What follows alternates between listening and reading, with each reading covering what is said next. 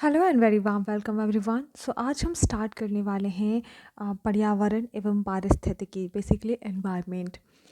Environment एक बहुत important role play करता है अगर आप किसी भी पीसीएस या यूपीएससी की तैयारी कर रहे हैं। यूपीएससी में तो डायरेक्टली एनवायरनमेंट से क्वेश्चंस होते हैं, बट अगर पीसीएस की बात की जाए तो उसमें डायरेक्टली मेंशन नहीं होते, बट इनडायरेक्टली क्वेश्चंस उसमें होते हैं।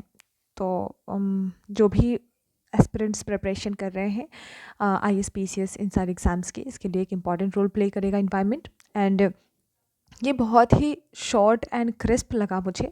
सो आई जस्ट थॉट कि मुझे एक वीडियो बना के इस चीज़ को कवर करना चाहिए, ताकि everyone who is just preparing for civil services examination, so it would be literally helpful for them. like इसमें बहुत छोटा और क्रिस्प है तो आपको समझने में आसानी होगी, और quick revision, like sometimes when we read the concepts and all, तो कुछ चीज़ें होती हैं जो मिस हो जाती हैं, जो हम रिमाइंड नहीं कर पाते हैं। तो अगर बहुत ही कम टाइम में, बहुत ही शॉर्टेस्ट टाइम ऑफ पीरियड में आप इसको रिवाइज कर सकते हैं और कॉन्सेप्ट को और क्लियर कर सकते हैं। तो आइए शुरू करते हैं।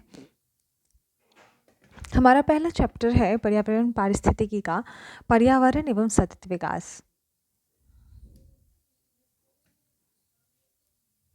पर्यावरण एवं सतत विकास।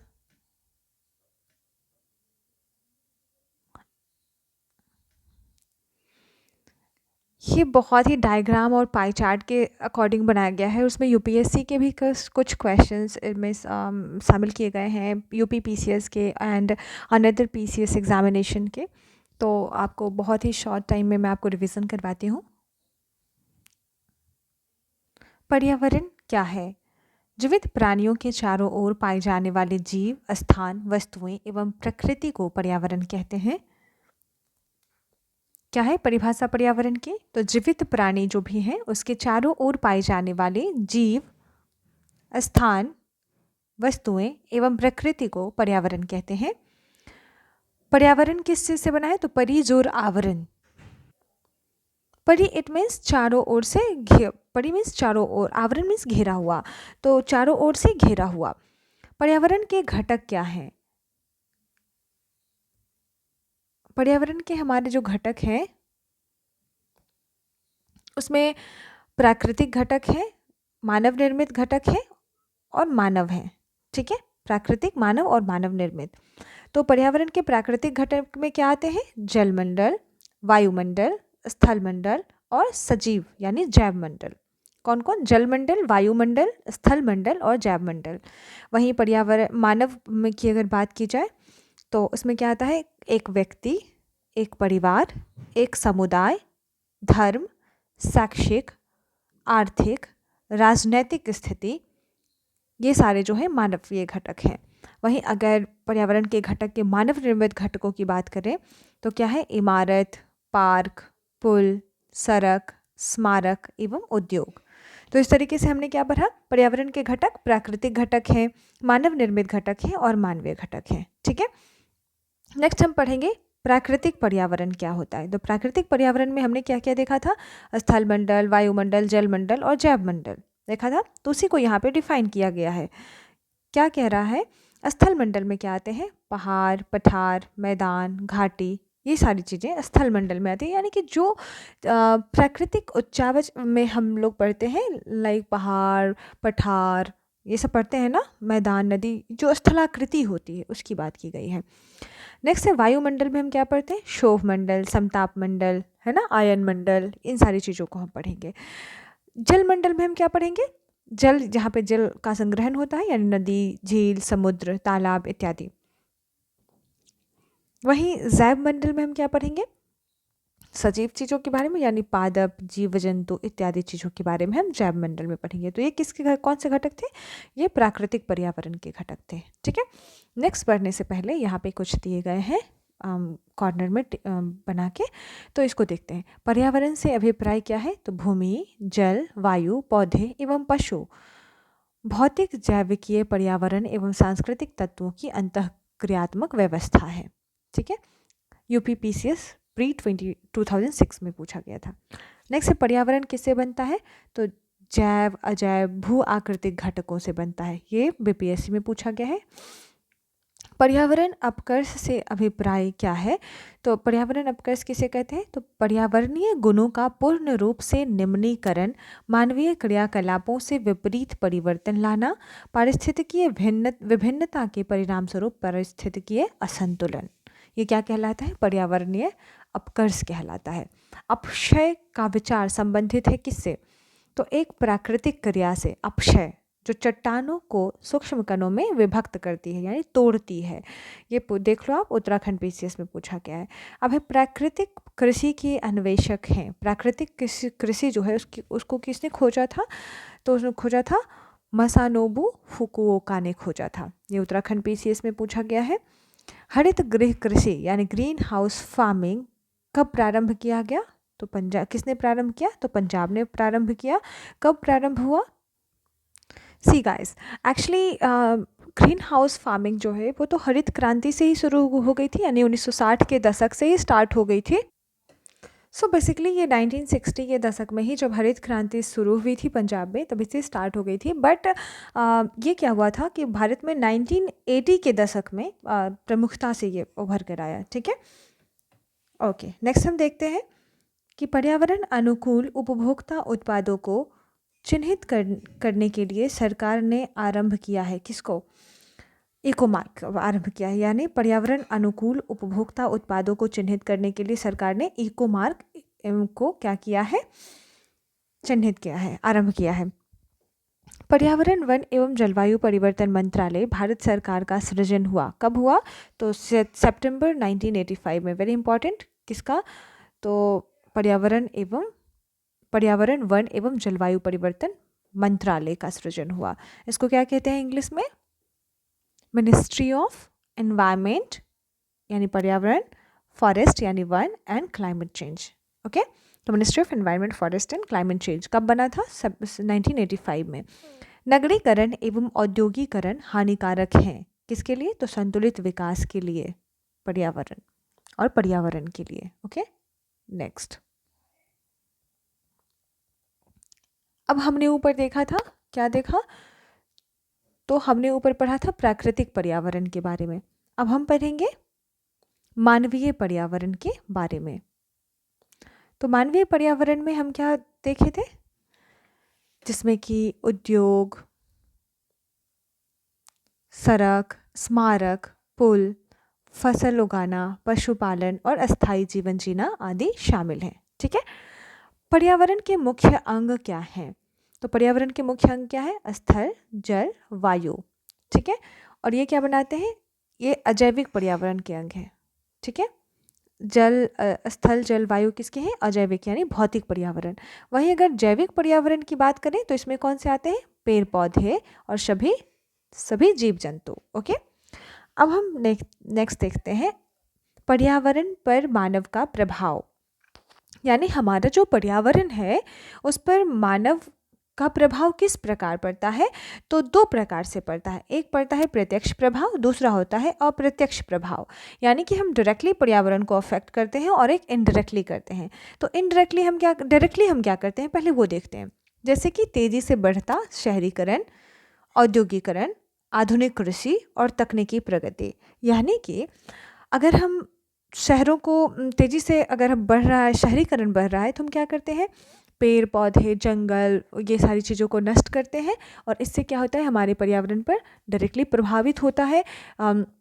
जैसे क्लाइमेट चेंज और ग्लोबल वार्मिंग, और हम देख रहे हैं एसिडिक रेन, ये सारी चीज़ें हमारे पर्यावरण को अफेक्ट करती हैं। इससे ना सिर्फ हम अफेक्ट होते हैं बल्कि सभी वनस्पति, जीव जंतु, सारी चीज़ें अफेक्टेड होती हैं। वहीं औद्योगिकरण बढ़ रहा है तो इससे हम कार्बन एमिशन कर रहे हैं, कार्बन मोनोऑक्साइड का एमिशन कर रहे हैं। तो ये सारी चीज़ें जो हैं हमारे वायु को यानी वायुमंडल को दूषित करता है और बहुत ही अर्ली स्टेज में कार्डियक अरेस्ट और बहुत सारी चीज़ें अभी मानव में देखने को मिलती हैं, रोग, और जो कि पर्यावरण से होता है। इवन वी ऑल नोज कि दिल्ली एक गैस चैम्बर कहा जाता है इसे। तो ये क्यों हो रहा है? ये सब वायुमंडल जो हमारा है अफेक्टेड है, यहाँ पे हमेशा स्मॉग होता है। तो बेसिकली और स्मॉग होता क्या है, तो ये एक बैड ओजोन माना जाता है। बेसिकली ओजोन दो लेयर में होता है, एक होता है हमारा क्षोभ मंडल में और दूसरा होता है हमारा समताप मंडल में। तो समताप मंडल वाला ओजोन अच्छा माना जाता है, यानी गुड ओजोन माना जाता है, जबकि ये जो क्षोभ मंडल का जो ओजोन है, जो हमारे वायुमंडल में जो निचली परत में होता है, वो क्या होता है, बैड ओजोन होता है, और वही स्मॉग को कहते हैं, स्मॉग जो फॉर्म होता है। तो ये सारी चीज़ें क्यों हो रही है, हमारे वायुमंडल के दूषित होने के कारण, यानी कि कार्बन एमिशन के कारण, नाइट्रोजन गैस, सल्फ़र और ये सारी जो भी बहुत सारे हज़ार्डस गैसेस हैं उनके कारण। ठीक है, अब हम आधुनिक कृषि, यानी कि अगर हम मॉडर्न एग्रीकल्चर कर रहे हैं, उसमें भी तकनीकी प्रगति, ये सारी चीज़ें जो है क्या करती है, हमारे पर्यावरण को अफेक्ट करती है, जो डायरेक्टली किसके थ्रू, तो मानव के थ्रू। अब अगर हम बात करें अप्रत्यक्ष प्रभाव की, कि किस प्रकार से हम पर्यावरण को इनडायरेक्टली अफेक्ट करते हैं, जैसे कि औद्योगिक अपशिष्ट, यानी कि कारखानों से जो निकलता है रेसिड्यू और सारी चीज़ें जो होती हैं, हम क्या करते हैं, डायरेक्ट नदियों में प्रवाहित कर देते हैं। तो इससे आप सो many times I have heard about Yamuna का जो कंडीशन है पोल्यूशन लेवल का, उसमें झाग होते हैं और केमिकल्स की वजह से वो झाग बनते हैं, और ये बहुत ही हैज़ार्डस है। So many times I have seen like कि people are not much aware about this things, कि ये केमिकल कितने खतरनाक हैं, और वो अपने बच्चों को वहाँ पे नहलाते हैं। तो आप समझ सकते हो कि किस तरीके से इनडायरेक्टली हम अफेक्ट कर रहे हैं हमारे पर्यावरण को। नेक्स्ट दूसरा है ग्रीन हाउस गैस के सांद्रण में वृद्धि। ऑब्वियसली कृषि रसायनों का प्रयोग, यानी हम बहुत ज़्यादा फर्टिलाइज़र यूज़ कर रहे हैं, केमिकल फर्टिलाइज़र, हमें क्या करना चाहिए, इससे बचने के लिए हमें जैविक कृषि यानी ऑर्गेनिक फार्मिंग की ओर रुख करना चाहिए। नेक्स्ट है भारी धातुओं का विमोचन। तो ये सारे जो प्रभाव थे वो हमने इनडायरेक्टली प्रभाव को देखा, जो हम अपने पर्यावरण को अफेक्ट करते हैं। अब है एक बहुत इंपॉर्टेंट पर्यावरण संरक्षण, ये इंपॉर्टेंट है, इसे ध्यान रखने योग्य है कि पर्यावरण संरक्षण अधिनियम 1986, ये जनरली पूछ लिया जाता है, इसका ईयर भी पूछ लिया जाता है कि कब आया था। तो पर्यावरण के अनुसार पर्यावरण किसी जीव के चारों तरफ घिरे भौतिक यानी कि अजैविक एवं जैविक दशाओं और उनके साथ अंतःक्रिया को सम्मिलित करता है। तो ऐसा किसने कहा है, पर्यावरण संरक्षण अधिनियम 1986 के अनुसार। अब एक बहुत ही इंपॉर्टेंट आर्टिकल यहाँ पे बताया गया है, क्या है वो आर्टिकल, तो आर्टिकल 48A, ये कहाँ क्या दिया गया है, डिफाइन है हमारे DPSP में, directive principle of state policy में। इसमें क्या कहा है कि राज्य देश के पर्यावरण के संरक्षण तथा संवर्धन का और वनों तथा वन्य जीवों की रक्षा का करने का प्रयास करेगा। ठीक है, तो DPSP कहाँ से 36 से 51 तक है, 36 से 51 तक कहाँ से लिया गया है, आयरलैंड से लिया गया, आयरलैंड के संविधान से लिया गया है। ठीक है, तो इसमें क्या कह रहा है कि राज्य देश के पर्यावरण के संरक्षण तथा संवर्धन का और वन तथा वन्य जीवों की रक्षा का करने का प्रयास करेगा। ठीक है, तो हमारे DPSP में डिफाइन है। अब हम कुछ परीक्षापयोगी दृष्टि से देख लेते हैं। कह रहा है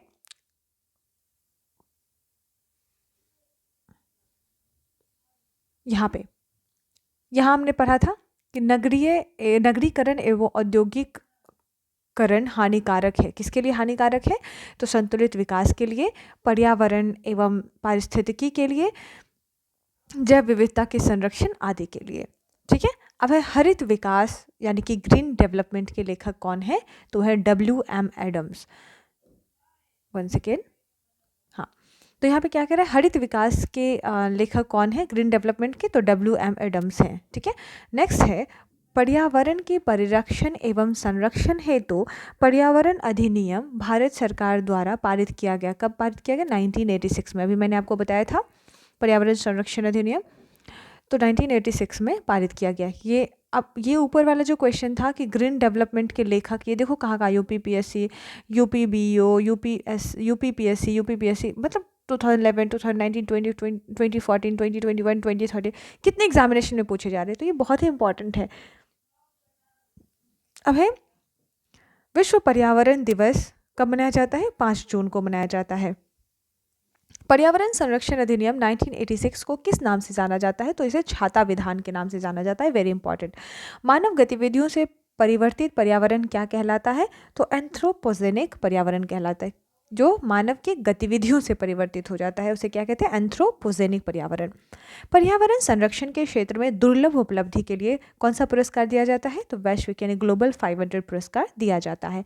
सिविलाइजेशन एंड क्लाइमेट के लेखक कौन है?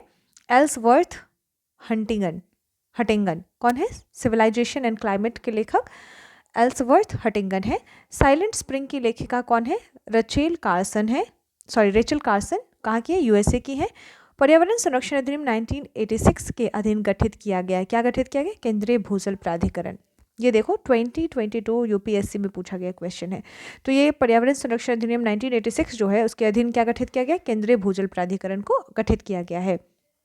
संयुक्त राष्ट्र पर्यावरण सभा का चौथा सत्र कहाँ आयोजित हुआ था?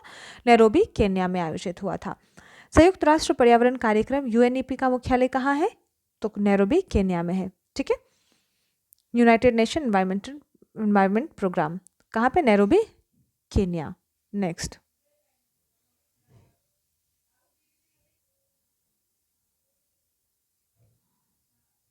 अब हमने डीपीएसपी का यहाँ पे देखा था, आर्टिकल 48A देखा था यहाँ पे, है ना। तो अब हम क्या देखेंगे? 51 हम आ गए 51 का यानी कि मूल कर्तव्य में हम आ गए हैं। तो मूल कर्तव्य में 6 कहता है, अनुच्छेद 51 का क मूल कर्तव्य का 6 क्या कहता है? यह भारत के प्रत्येक नागरिक का कर्तव्य है कि वह प्राकृतिक पर्यावरण जिसके अंतर्गत वन, झील, नदी और वन्य जीव हैं उनकी रक्षा करें तथा उनका संवर्धन करें तथा प्राणी मात्र के प्रति दया भाव रखें। ये इंपॉर्टेंट है और इसको यहाँ पे बतलाया गया है। यहाँ पे क्या देख रहे थे हम? केंद्रीय सरकार की साधारण शक्तियाँ। केंद्रीय सरकार की पर्यावरण के संरक्षण और सुधार के लिए उपाय करने की शक्ति, अधिकारियों की नियुक्ति तथा उनकी शक्तियाँ और कृत्य, निर्देश देने की शक्ति जैसे कि राष्ट्रीय हरित अधिकरण को अपील और पर्यावरण प्रदूषण का विनियमन करने के लिए नियम। अब हम देखेंगे पर्यावरण से संबंधित विभिन्न अधिनियम और समितियां जो पर्यावरण से संबंधित हैं। तो पहला कौन सा है? जल प्रदूषण निवारण तथा नियंत्रण अधिनियम 1974। दूसरा अधिनियम हम पढ़ेंगे जल प्रदूषण निवारण तथा नियंत्रण उपकर अधिनियम 1977। ध्यान रहे ये सारे अधिनियम और इनका डेट याद रहना चाहिए क्योंकि जनरली एग्ज़ाम में इनका डेट भी पूछा जाता है। तो जो पहला हमने क्या पढ़ा? जल प्रदूषण निवारण तथा नियंत्रण अधिनियम 1974 जिसमें संशोधन हुआ था 1988 में। और दूसरा है जल प्रदूषण निवारण तथा नियंत्रण उपकर अधिनियम 1977। तीसरा है वन संरक्षण अधिनियम 1980। चौथा वायु प्रदूषण निवारण तथा नियंत्रण अधिनियम 1981 जिसमें संशोधन हुआ था 1987 में। पांचवा पर्यावरण संरक्षण अधिनियम 1986। छठा जैव विविधता अधिनियम 2002। अनुसूचित जनजाति और अन्य परंपरागत वन निवासी यानी वन अधिकार को मान्यता अधिनियम 2006 और आर्द्रभूमि संरक्षण व प्रबंधन अधिनियम 2017। ठीक है, तो ये सारे इम्पॉर्टेंट है, ध्यान रहे। अब है पर्यावरण संरक्षण अधिनियम 1986 जो है उसके बारे में पढ़ेंगे। तो उद्देश्य क्या है? तो संयुक्त राष्ट्र की प्रथम मानव पर्यावरण सम्मेलन यानी स्टॉकहोम कब आया था? 1972 में। और ये पर्यावरण से संबंधित था कि निर्णय को क्रियान्वित करना। क्या उद्देश्य था इसका पर्यावरण संरक्षण अधिनियम 1986 का? तो संयुक्त राष्ट्र के प्रथम मानव पर्यावरण सम्मेलन जो था जो स्टॉकहोम में 1972 में हेल्ड हुआ था उसके निर्णयों को क्रियान्वित करना। इसको अन्य नाम से किस नाम से जानते हैं? तो अम्ब्रेला लेजिस्लेशन यानी छाता विधान के नाम से जानते हैं। अध्याय एवं खंड तो 4 अध्याय हैं और 26 खंड हैं इसमें। और अब हम पढ़ेंगे भोपाल गैस त्रासदी यानी कि 2 से 3 दिसंबर 1984 के उपरांत सरकार ने अनुच्छेद 253 के तहत इसे पारित किया था। अब सवाल है कि क्या है अनुच्छेद 253?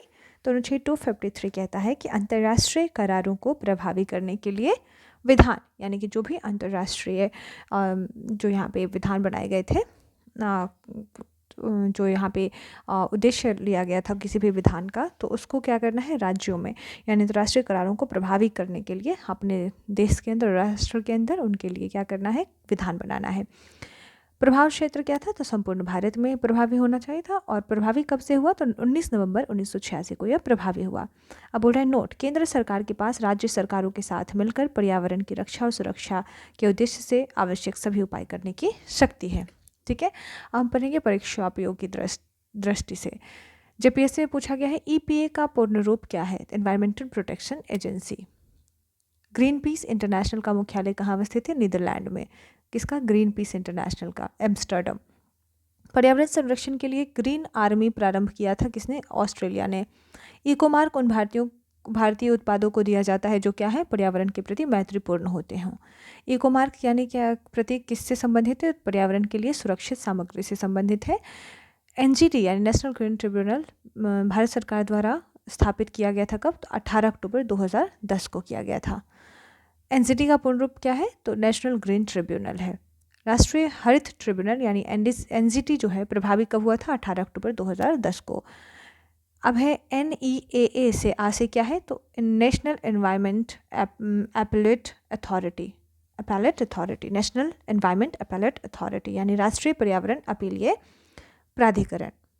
नेक्स्ट है, पर्यावरण एक अविभाज्य समष्टि है जिसकी रचना होती है कैसे, तो भौतिक, जैविक, सांस्कृतिक तत्वों वाले पारस्परिक क्रियाशील तंत्रों से होती है। नेक्स्ट है, पर्यावरण निश्चयवाद के प्रतिपादक कौन थे, तो फ्रेडरिक रेटजेल थे। तो ये इंपॉर्टेंट हमने देख लिया। अब आते हैं नेक्स्ट। अब नेक्स्ट पेज में हम आ चुके हैं। ये कह रहा है कि केंद्रीय पर्यावरण संरक्षण से संबंधित विभिन्न संगठन जो पर्यावरण से संबंधित हैं, वे कौन कौन से संगठन हैं। तो पहला है केंद्रीय चिड़ियाघर प्राधिकरण। ये कब हुआ था, भारत सरकार द्वारा 1992 में कहाँ पे, नई दिल्ली में स्थापित किया गया था।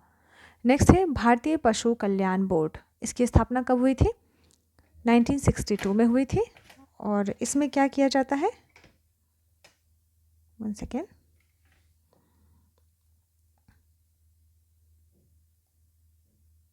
यस, तो केंद्रीय चिड़ियाघर प्राधिकरण 1992 में नई दिल्ली में स्थापित। ठीक है, नेक्स्ट है भारतीय पशु कल्याण बोर्ड। तो भारतीय पशु कल्याण बोर्ड की स्थापना 1962 में हुई थी। पशुओं के प्रति क्रूरता निवारण अधिनियम 1960 की धारा 4 के तहत हुई थी। नेक्स्ट है राष्ट्रीय गंगा नदी बेसिन प्राधिकरण यानी NGRBA, राष्ट्रीय गंगा नदी बेसिन प्राधिकरण। स्थापना कब हुई थी, फरवरी 2009 में। पर्यावरण संरक्षण अधिनियम 1986 के तहत हुई थी।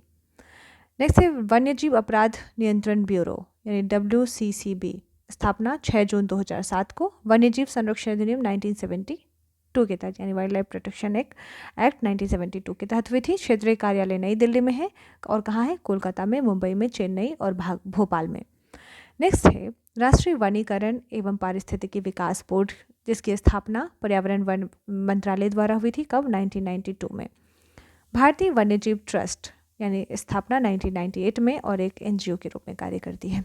तो हमने क्या देखा, पर्यावरण संरक्षण से संबंधित विभिन्न संगठन। उन संगठन में हमने पहला देखा राष्ट्रीय चिड़ियाघर प्राधिकरण। दूसरा हमने देखा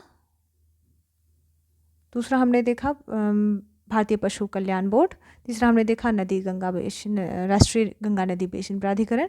चौथा हमने देखा वन्यजीव अपराध नियंत्रण ब्यूरो। और पांचवा हमने देखा राष्ट्रीय वनीकरण एवं पारिस्थितिकी विकास बोर्ड। और छठा हमने क्या देखा, भारतीय वन्यजीव ट्रस्ट। अब हम पढ़ेंगे पर्यावरण से संबंधित विभिन्न कार्यक्रम। हमने पहले देखा संगठन, अब हम देखेंगे कार्यक्रमों के बारे में जो पर्यावरण से संबंधित कार्यक्रम होंगे।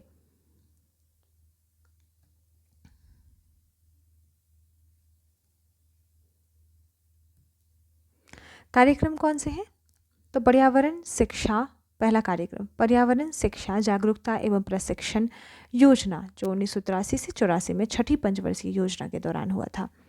नेक्स्ट राष्ट्रीय पर्यावरण जागरूकता अभियान 1986, राष्ट्रीय आर्द्रभूमि संरक्षण कार्यक्रम 1987 और राष्ट्रीय वन्यजीव कार्य योजना यानी national wild life action plan कब हुआ था, तो प्रथम वर्ष 1983 से 2001 में, दूसरा 2002 से 2016 और तीसरा 2017 से 2031। राष्ट्रीय वनीकरण कार्यक्रम यानी नेशनल एफोरेस्ट्रेशन प्रोग्राम कब हुआ था, 2000 में।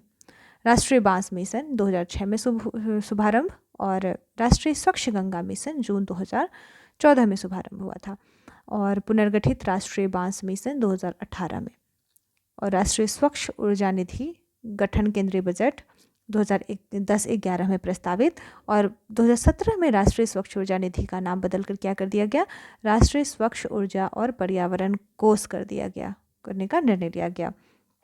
तो हमने देखा पर्यावरण से संबंधित विभिन्न कार्यक्रम कौन कौन सा, तो पर्यावरण शिक्षा जागरूकता एवं प्रशिक्षण योजना, राष्ट्रीय पर्यावरण जागरूकता अभियान, राष्ट्रीय आर्द्रभूमि संरक्षण, राष्ट्रीय वन्यजीव कार्य योजना, राष्ट्रीय वनीकरण कार्यक्रम, राष्ट्रीय बांस मिशन, राष्ट्रीय स्वच्छ गंगा मिशन, और पुनर्गठित राष्ट्रीय बांस मिशन, और जो राष्ट्रीय बांस मिशन 2006 में स्टार्ट हुआ था, और पुनर्गठित राष्ट्रीय बांस मिशन 2018 में स्टार्ट हुआ। लास्ट है राष्ट्रीय स्वच्छ ऊर्जा निधि गठन केंद्रीय बजट, जिसका नाम 2017 में राष्ट्रीय स्वच्छ ऊर्जा निधि जो था उसका नाम बदलकर क्या कर दिया गया, राष्ट्रीय स्वच्छ ऊर्जा और पर्यावरण कोष नाम कर दिया गया, निधि को हटाकर कोष कर दिया गया। अब हम पढ़ेंगे नेशनल ग्रीन ट्रिब्यूनल के बारे में। राष्ट्रीय हरित अधिकरण या नेशनल ग्रीन ट्रिब्यूनल। राष्ट्रीय ग्रीन ट्रिब्यूनल क्या है, तो सिविल प्रक्रिया संहिता यानी CRPC 1908 के अंतर्गत निर्धारित प्रक्रिया द्वारा बाध्य नहीं है, नैसर्गिक न्याय के सिद्धांत पर निर्देशित होता है। मुख्यालय कहाँ है, नई दिल्ली में इसका मुख्यालय है। क्षेत्रीय कार्यालय कहाँ है, तो क्षेत्रीय कार्यालय भोपाल, पुणे, कोलकाता एवं चेन्नई में भी है। तो मुख्यालय हेडक्वार्टर इसका NGT का कहाँ है, नई दिल्ली में।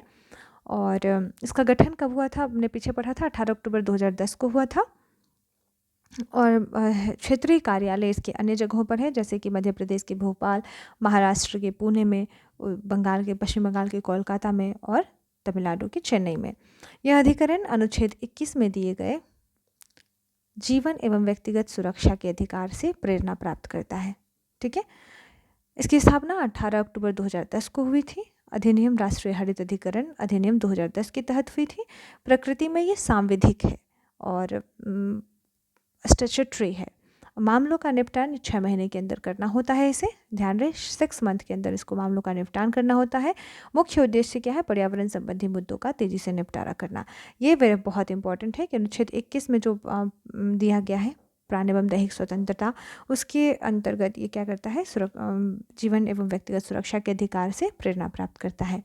अब अध्यक्ष, सर्वोच्च न्यायालय अध्यक्ष कौन होते हैं, तो सर्वोच्च न्यायालय का न्यायाधीश या फिर पूर्व न्यायाधीश या उच्च न्यायालय का मुख्य न्यायाधीश, पूर्व मुख्य न्यायाधीश इत्यादि। नियुक्ति सर्वोच्च न्यायालय के मुख्य न्यायाधीश के परामर्श से केंद्र सरकार द्वारा की जाती है। Very important. तो कौन कौन हो सकता है, सुप्रीम कोर्ट के न्यायाधीश हो सकते हैं, या फिर कोई पूर्व न्यायाधीश हो सकते हैं, या फिर हाई कोर्ट के चीफ जस्टिस हो सकते हैं, या फिर पूर्व मुख्य न्यायाधीश हो सकते हैं जो पहले न्यायाधीश रह चुके थे।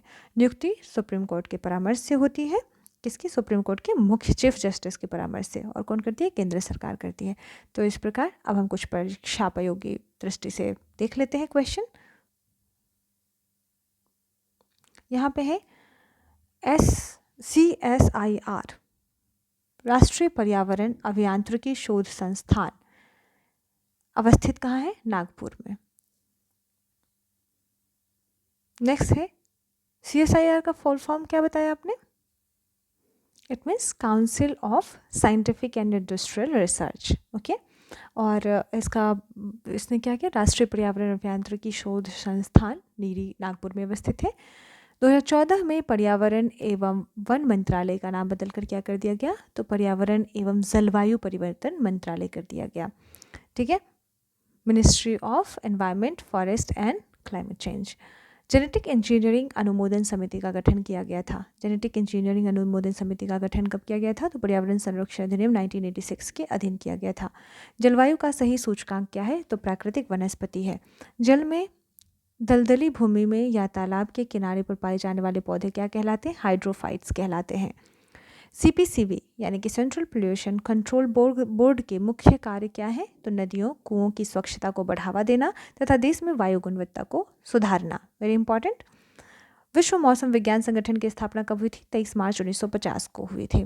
UNEP का पूर्ण रूप क्या है, तो यूनाइटेड नेशन एनवायरनमेंट प्रोग्राम। इसका हमने पढ़ा था, कहाँ है, केन्या नैरोबी में है इसका हेडक्वार्टर। ठीक है, नेक्स्ट है राष्ट्रीय हरित अधिकरण का मुख्य उद्देश्य क्या है, तो पर्यावरण संबंधी मुद्दों का तेजी से निपटारा करना। इसकी स्थापना कब पढ़ी थी हमने, 18 अक्टूबर 2010। ठीक है, अभी हमने पढ़ा था। नेक्स्ट है, सॉरी यहाँ पे लिखना था, राष्ट्रीय हरित अधिकरण एनजीटी के अध्यक्ष कौन होते हैं, तो सर्वोच्च न्यायालय के न्यायाधीश हो सकते हैं, पूर्व न्यायाधीश हो सकते हैं, और हाईकोर्ट के मुख्य चीफ जस्टिस और एक्स चीफ जस्टिस हो सकते हैं। ठीक है, नेक्स्ट हमने पढ़ा राजीव गांधी के नेतृत्व में पर्यावरण एवं वन संरक्षण वन मंत्रालय का सृजन किया गया था। वेरी इंपॉर्टेंट कि राजीव गांधी के नेतृत्व में पर्यावरण एवं वन मंत्रालय का सृजन किया गया था। किसके समय में, राजीव गांधी के समय। Very important here. ओके, अब हम आते हैं नेक्स्ट पेज पे।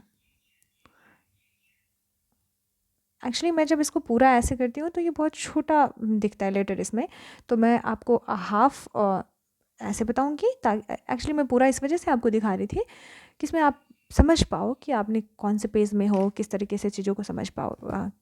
ठीक है, तो अब मैं ऐसे कर दूँगी 2 पार्ट में। लाइक एक पार्ट में हम इन चीज़ों को देखेंगे, डायग्राम वगैरह, और दूसरी चीज़ में जो परीक्षा के लिए बहुत इंपॉर्टेंट चीज़ें हैं उनको देखेंगे। ठीक है, जो बॉक्स दिया हुआ है उसको देखेंगे। ठीक है, चलिए आगे बढ़ते हैं। अब है राष्ट्रीय पर्यावरण अपीलीय प्राधिकरण। राष्ट्रीय पर्यावरण अपीलीय प्राधिकरण यानी national environment appellate authority NEAA के बारे में हम पढ़ेंगे। संबंधित मंत्रालय कौन है, तो पर्यावरण वन एवं जलवायु परिवर्तन मंत्रालय, भारत सरकार। अभी इस मिनिस्ट्री को कौन संभाल रहे हैं, क्या आपको पता है, वो संभाल रहे हैं हमारे भूपेंद्र यादव। ओके, नेक्स्ट है स्थापना कब हुई थी, तो स्थापना राष्ट्रीय पर्यावरण अपीलीय प्राधिकरण अधिनियम 1997 के तहत भारत सरकार द्वारा हुई थी। इसका कार्य क्या है, तो उन क्षेत्रों में लगाए गए प्रतिबंध के संबंध में अपील सुनते हैं जिनमें पर्यावरण संरक्षण अधिनियम 1986 के तहत कुछ सुरक्षा उपायों के अधीन किसी उद्योग की या प्रक्रिया का संचालन नहीं किया जाएगा, उनको सुनते हैं। ठीक है, अब हम नेक्स्ट बढ़ते हैं। अन्य पर्यावरण तथ्य उद्देश्य, CSIR के बारे में हम देखते हैं। अभी हमने आपको CSIR का बताया था कि क्या है, full form council of scientific and industrial research. इसके बारे में हम देखते हैं अन्य महत्वपूर्ण तथ्य एवं उद्देश्य। आरंभिक नाम क्या था इसका, यहाँ से देखते हैं।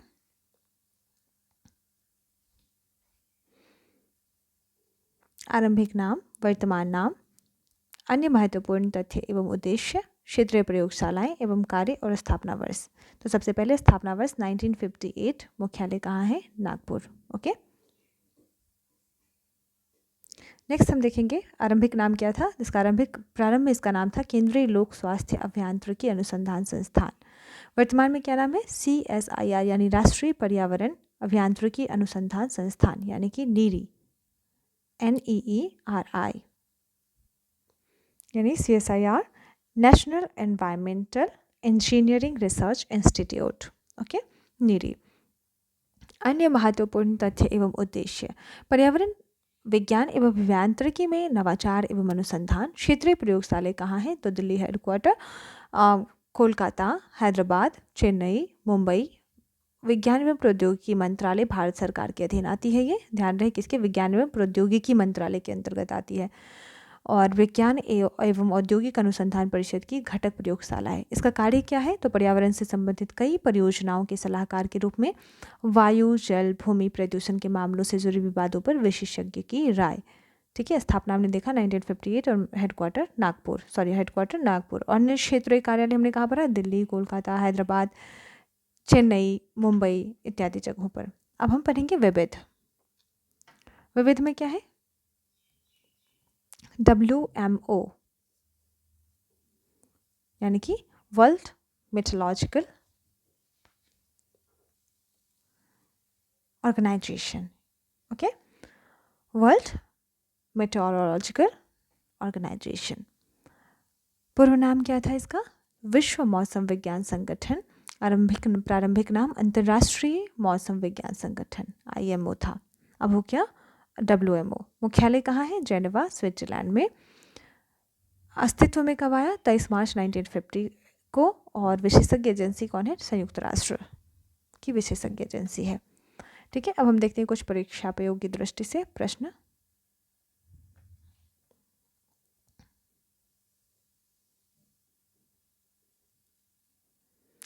17 सितंबर 1985 को क्या हुआ था 17 सितंबर 1985 को? यहाँ हमने पढ़ा था कि राजीव गांधी के नेतृत्व में पर्यावरण एवं वन मंत्रालय का सृजन कब हुआ था? 1985 में। उन्होंने ही किया था, वन मंत्रालय का सृजन किया था, ठीक है, 1985 में। अब हम देखेंगे राजीव गांधी ने अपने शासनकाल में गंगा कार्य योजना यानी गैप शुरू किया कब? 1985 में। गंगा कार्य योजना आदिमानव की भौतिक पर्यावरण की कार्यात्मकता में भूमिका थी। क्या थी? तो पाता तथा दाता की, यानी रिसीवर एंड कंट्रीब्यूटर की। विश्व मौसम विज्ञान संगठन का मुख्यालय यानी WMO का मुख्यालय अभी हमने पढ़ा जेनेवा स्विट्जरलैंड में 1950 में इस्टेब्लिश हुआ था। नेक्स्ट, वर्तमान में CSIR NEERI के निदेशक कौन है? तो डॉक्टर अतुल नारायण वैद्य हैं।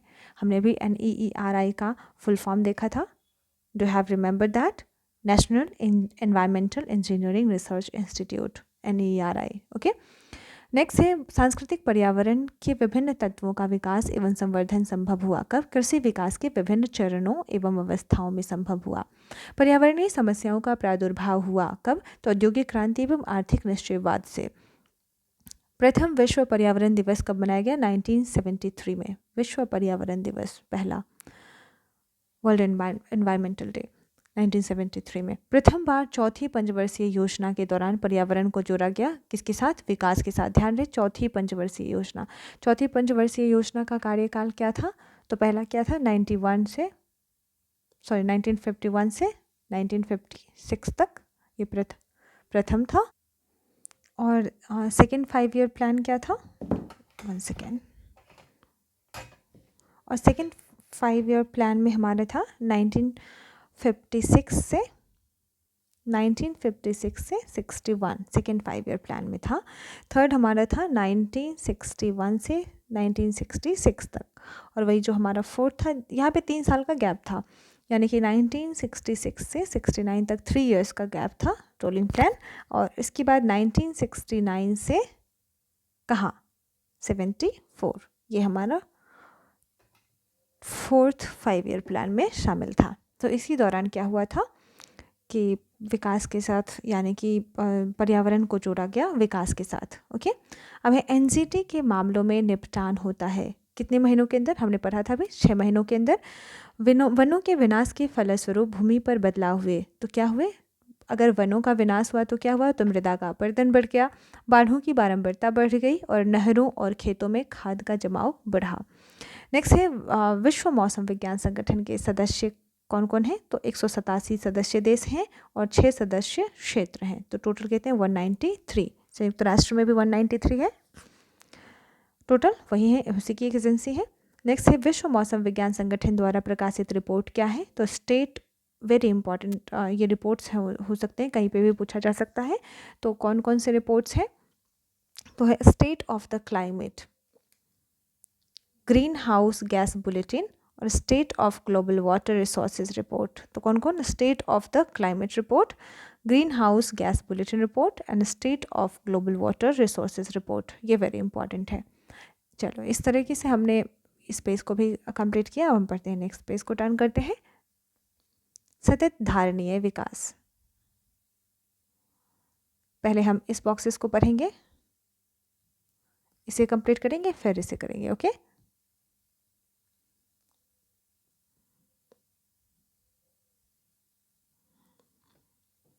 पर्यावरण तथा, हमने क्या पढ़ रहे हैं? सतत धारणीय विकास। ओके, पर्यावरण तथा विकास के सतत जो है पर विश्व आयोग 1983, ठीक है, पर्यावरण तथा विकास पर विश्व आयोग कब? 1983। नेक्स्ट है के अंतर्गत ब्रटलैंड कमीशन की नियुक्ति हुई और उसके द्वारा क्या हुआ? जारी रिपोर्ट जो है 1987 के अनुसार भावी पीढ़ी की अपनी आवश्यकताओं को पूरा करने की कार्यक्षमता से समझौता किए बिना वर्तमान पीढ़ी की आवश्यकताओं को पूरा करना ही सतत विकास कहलाता है। तो सतत विकास की परिभाषा किसने दी है? तो पर्यावरण तथा विकास पर विश्व आयोग जो है उसने 1983 के अंतर्गत ब्रटलैंड कमीशन के द्वारा यह जारी किया गया, रिपोर्ट जारी किया गया। उस रिपोर्ट में कहा गया कि भावी जो पीढ़ी है कि अपनी आवश्यकताओं को पूरा करने की क्षमता से समझौता किए बिना, यानी कि ऐसा ना हो कि हम सारी जो संसाधन है, प्राकृतिक संसाधन उनका हम इतना दोहन कर दें कि हमारे आने वाली पीढ़ी जो है वो इसके लिए मोहताज हो जाए, है ना। तो उनसे नहीं समझौता करना है, उनकी क्षमता से पूरा करने की क्षमता से समझौता किए बिना वर्तमान पीढ़ी की आवश्यकताओं को पूरा करना क्या है, सतत विकास है, यानी सस्टेनेबल डेवलपमेंट है। नेक्स्ट है सतत विकास के लिए एजेंडा 2030 का एजेंडा शामिल किया गया है, कहा, सितंबर 2015 में संयुक्त राष्ट्र सतत विकास शिखर सम्मेलन में, और 193 सदस्य देशों द्वारा अपनाया गया था। सतत विकास के लिए 2030 एजेंडा के मूल में सार्वभौमिकता का सिद्धांत है। सार्वभौमिकता का सिद्धांत का मतलब क्या है, किसी को पीछे ना छोड़े, ठीक है। अब सतत विकास यानी इसका शब्द का सर्वप्रथम प्रयोग किसने किया था, IUCN ने अपनी रिपोर्ट में, यानी अंतर्राष्ट्रीय प्रकृति संरक्षण संघ, इसने क्या किया था, अपनी रिपोर्ट में किया था विश्व संरक्षण रणनीति में। किसमें, विश्व संरक्षण नीति में किया था, रणनीति में। What's the full form of IUCN, international union for conservation of nature, जिसको हिंदी में कहते हैं अंतर्राष्ट्रीय, it means international union for conservation of nature. Okay, next है शब्द की व्याख्या। अब सबसे पहले बात है कि IUCN हम डिटेल में बाद में पढ़ेंगे, पर एटलीस्ट इसका एस्टेब्लिशमेंट बता दूँ मैं, 1948 में ये एस्टेब्लिश हुआ था, ठीक है, 1948। नेक्स्ट है शब्द की व्याख्या। 1987 में पर्यावरण एवं विकास पर विश्व आयोग यानी कि WCED ने अपनी रिपोर्ट ब्रटलैंड रिपोर्ट प्रस्तुत की। इसने कहा हमारा साझा भविष्य यानी आवर कॉमन फ्यूचर में इसने क्या किया, इस शब्द की व्याख्या की, ठीक है। WCED का full form world commission on environment and development, okay, WCED, W for world commission on environment and development, okay, यानी पर्यावरण विकास पर विश्व आयोग, पर्यावरण एवं विकास पर विश्व आयोग। नेक्स्ट है सतत विकास के प्रमुख उद्देश्य क्या हैं। तो सस्टेनेबल डेवलपमेंट के 17 उद्देश्य ऐसे थे, जिनमें कुछ यहाँ पे दिया हुआ है कि गरीबी, प्रमुख उद्देश्य में गरीबी निवारण एवं सतत आजीविका, प्राकृतिक एवं मानव निर्मित संसाधनों का संरक्षण, न्याय संगत उपयोग, ऊर्जा दक्षता, नवीकरणीय संसाधनों पर निर्भरता और उत्पादन अवसरों का विकास। आगे जो 17 सस्टेनेबल डेवलपमेंट गोल्स हैं उसको भी हम देखेंगे। नेक्स्ट है अब सतत विकास पर केंद्रित प्रमुख सम्मेलन क्या है। तो पृथ्वी सम्मेलन 1992 में हुआ था। एजेंडा क्या था, एजेंडा 21, जिसको रियो घोषणा भी कहा जाता है। इसमें सतत विकास के प्रति पूर्ण समर्थन। नेक्स्ट है जोहान्सबर्ग सम्मेलन 2002। तो पृथ्वी सम्मेलन 1992, जोहान्सबर्ग सम्मेलन 2002, अन्य नाम इसको रियो प्लस 10। प्रमुख मुद्दा क्या था, सतत विकास। वहीं पृथ्वी सम्मेलन 2012 में भी हुआ, रियो प्लस 20, रियो 2012। जारी घोषणा का पत्र का शीर्षक क्या था, the future we want, okay. तो इस प्रकार हमने देखा। अब बॉक्स देख लेती हूँ ताकि हम नेक्स्ट पेज को टर्न कर पाए। बॉक्स में है वर्ष 1987 में संयुक्त राष्ट्र में पर्यावरण से संबंधित वह प्रतिवेदन जिसकी प्रस्तुति के उपरांत धारणीय विकास पर चर्चा प्रारंभ हुई, वो क्या था, तो आवर कॉमन फ्यूचर। 1987 में धारणीय विकास प्राकृतिक संसाधनों के उपयोग के संदर्भ में अंतर पीढ़ीगत संवेदनशीलता का विषय है। धारणीय विकास क्या है, तो प्राकृतिक संसाधनों के उपयोग के संदर्भ में अंतर पीढ़ीगत संवेदनशीलता का विषय है। नेक्स्ट है सतत विकास के लिए आवश्यक है, क्या आवश्यक है, तो जैविक विविधता का संरक्षण, प्रदूषण का निरोध एवं नियंत्रण और निर्धनता को घटाना, ठीक है। तो जैव विविधता संरक्षण, प्रदूषण का नियंत्रण और निर्धनता को कम करना। सतत विकास के निर्धारण हेतु पारिस्थितिक, सामाजिक और सांस्कृतिक आर्थिक सूचकांकों को आधार बनाया जाता है, यह नोट में कह रहा है। नेक्स्ट है पहला पृथ्वी शिखर सम्मेलन कहाँ हुआ था, रियो डी जेनेरियो 1992 में हुआ था, पहला अर्थ समिट। नेक्स्ट है भारत में धारणीय विकास के दृष्टिकोण से विद्युत उत्पाद का सबसे अच्छा स्रोत कौन सा है, सौर एनर्जी, सौर विद्युत है, ठीक है। संयुक्त राष्ट्र ने किस वर्ष को पर्वतों का अंतर्राष्ट्रीय वर्ष घोषित किया, किसका, पर्वतों का, 2002 को किया। वर्तमान में जनसंख्या के सुखों का परित्याग किए बिना भविष्य के लिए ऊर्जा तथा अन्य संसाधनों की बचत परिभाषा है किसका? संपोषणीय विकास की। धारणीय कृषि यानी सस्टेनेबल एग्रीकल्चर का अर्थ है भूमि का इस प्रकार प्रयोग कि उसकी गुणवत्ता अक्षुण्ण बनी रहे। पृथ्वी सम्मेलन +5 आयोजित हुआ था 1997 में। रियो 20 घोषणा पत्र का शीर्षक था द फ्यूचर वी वांट। ठीक है, ओके, अब हम नेक्स्ट पेज टर्न करते हैं।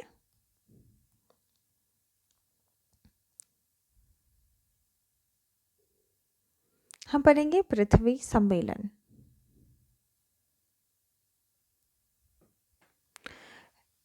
रियो पृथ्वी शिखर सम्मेलन 1992 आयोजन कहाँ हुआ था? रियो डी जेनेरियो, कहाँ पे? ब्राज़ील में।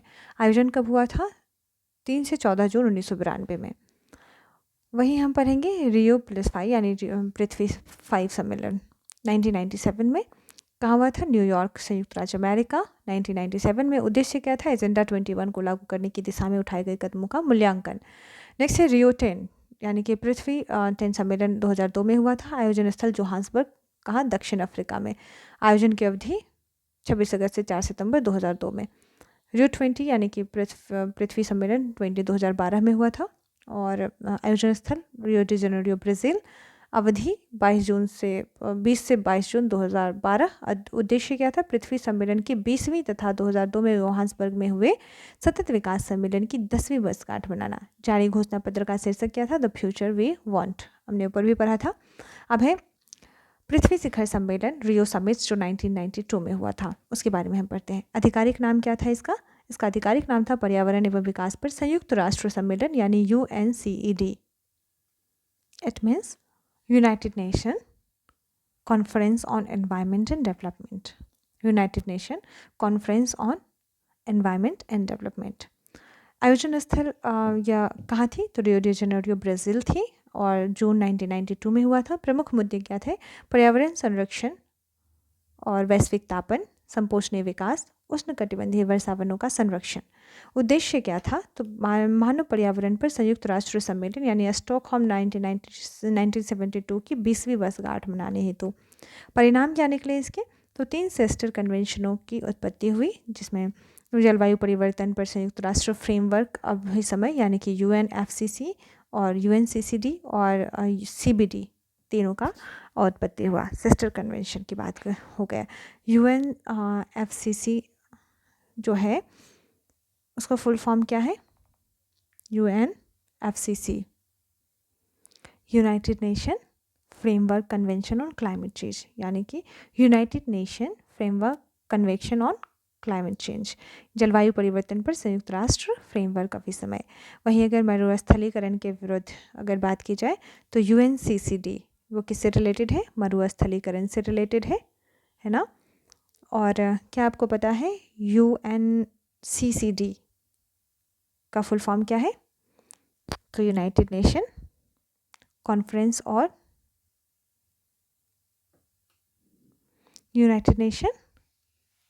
कन्वेंशन टू कॉम्बैट डिसर्टिफिकेशन, यानी मरुस्थलीकरण को कम करने के लिए ये बनाया गया था। नेक्स्ट है CBD यानी जैविक विविधता पर कन्वेंशन, यानी कन्वेंशन ऑन बायोलॉजिकल डाइवर्सिटी। तो ये तीनों निकल के आए थे कब, कहाँ से? तो पृथ्वी शिखर सम्मेलन 1992 जो रियो डी जेनेरियो में हुआ था। अब हम देखते हैं बॉक्सेस के कुछ बॉक्सेस में जो दिए गए हैं इंपॉर्टेंट फैक्ट्स, उनको देखते हैं।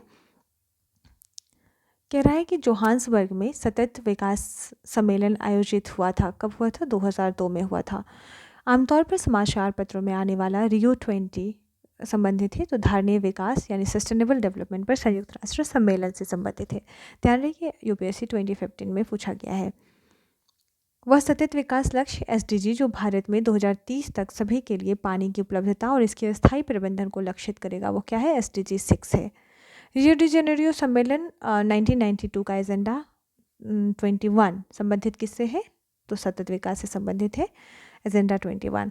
भारत में कृषि के पर्यावरण अनुकूलन दीर्घस्थ विकास के लिए सर्वश्रेष्ठ रणनीति क्या है? तो मिश्र सस्यन, कार्बनिक खादें, नाइट्रोजन यौगिकीकरण पौधे, कीट प्रतिरोधी शस्य किस्में आदि।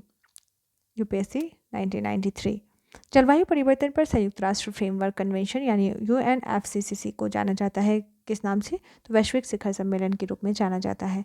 भारत में सतत विकास लक्ष्यों के कार्यान्वयन के लिए एक नोडल संस्था है। कौन है? नीति आयोग है।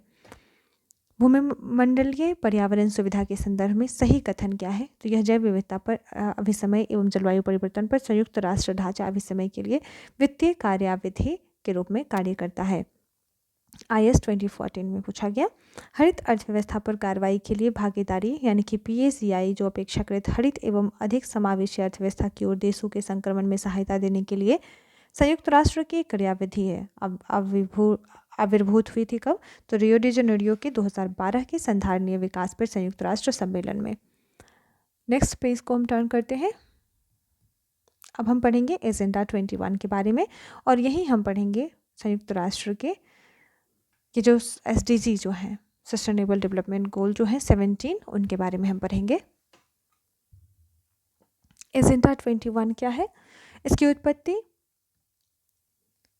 अर्थ समिट पृथ्वी सम्मेलन 1992 में हुई थी और उद्देश्य क्या था? धारणीय विकास के लिए वैश्विक कार्य योजना तैयार करना। इसकी समीक्षा 1997 में न्यूयॉर्क में रियो +5 पृथ्वी सम्मेलन की बैठक में हुई थी। इसका कार्य क्या है? पारिस्थितिकी विनाश और आर्थिक असमानता को समाप्त करना। ठीक है, अब हम पढ़ेंगे एजेंडा 21 को 4 वर्गों में यानी 4 पार्ट में डिवाइड किया गया है। वो कौन कौन से थे? तो पहला क्या था?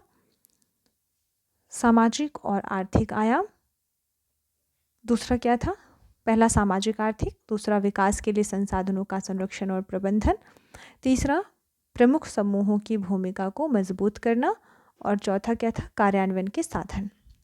ठीक है, तो पहला सामाजिक आर्थिक, दूसरा विकास के लिए संसाधन का संरक्षण और प्रबंधन, तीसरा समूहों की भूमिका और चौथा कार्यान्वयन कैसे हो उसके बारे में। अब हम 17 सतत विकास लक्ष्यों के बारे में पढ़ेंगे। पहला क्या था?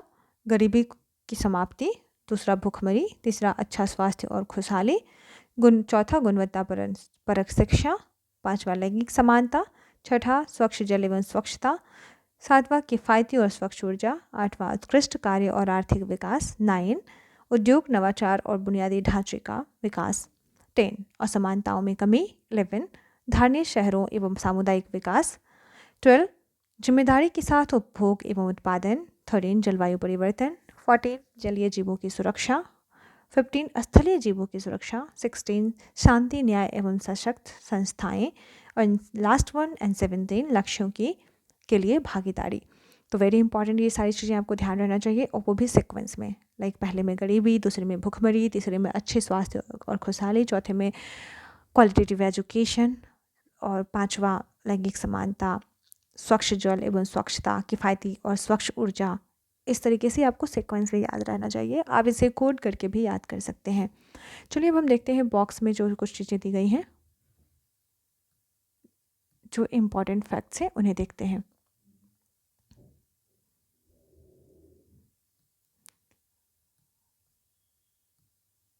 धारणीय या सतत विकास की अवधारणा के लिए के सर्वप्रथम प्रतिपादक कौन थे? सतत विकास की अवधारणा जो है उनके तो कौन थे? हर्लिम ब्रटलैंड 1987 पढ़ा था ना, उन्हीं के रिपोर्ट के अनुसार पहली बार सतत विकास शब्द का प्रयोग किया गया, व्याख्या किया गया था। नेक्स्ट धारणीय विकास के प्रमुख 5 क्षेत्र कौन से हैं? तो जल, हमने ऊपर देखा था, जल, ऊर्जा, पहले चाहिए जल, ऊर्जा चाहिए, स्वास्थ्य चाहिए, कृषि तथा जैव विविधता। ठीक है, तो 5 कौन कौन से हो गए?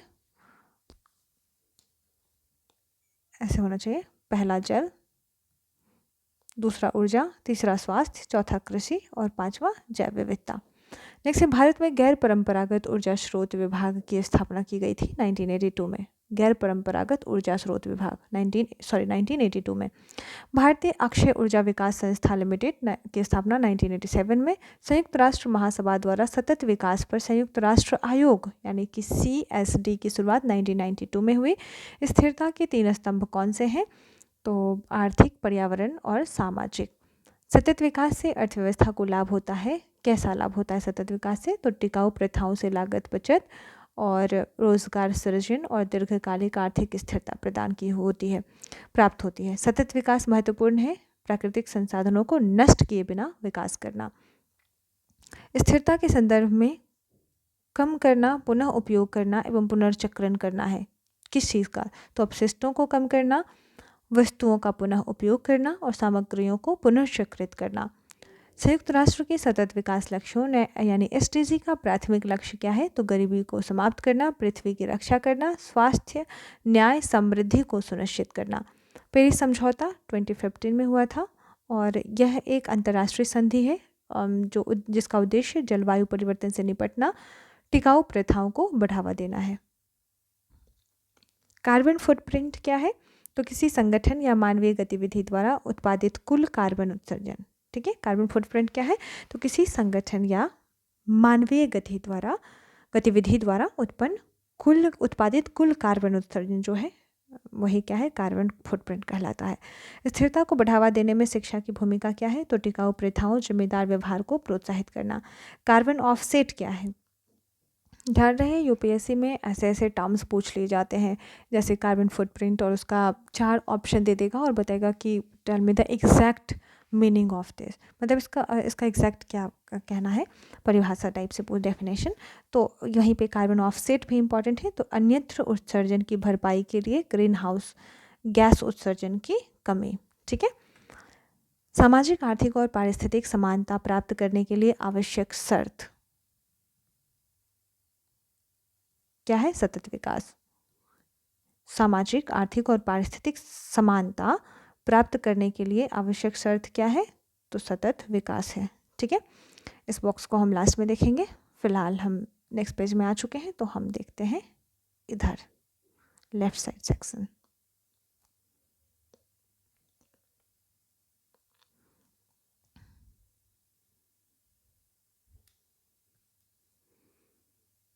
हम पढ़ेंगे भारत में सतत विकास लक्ष्य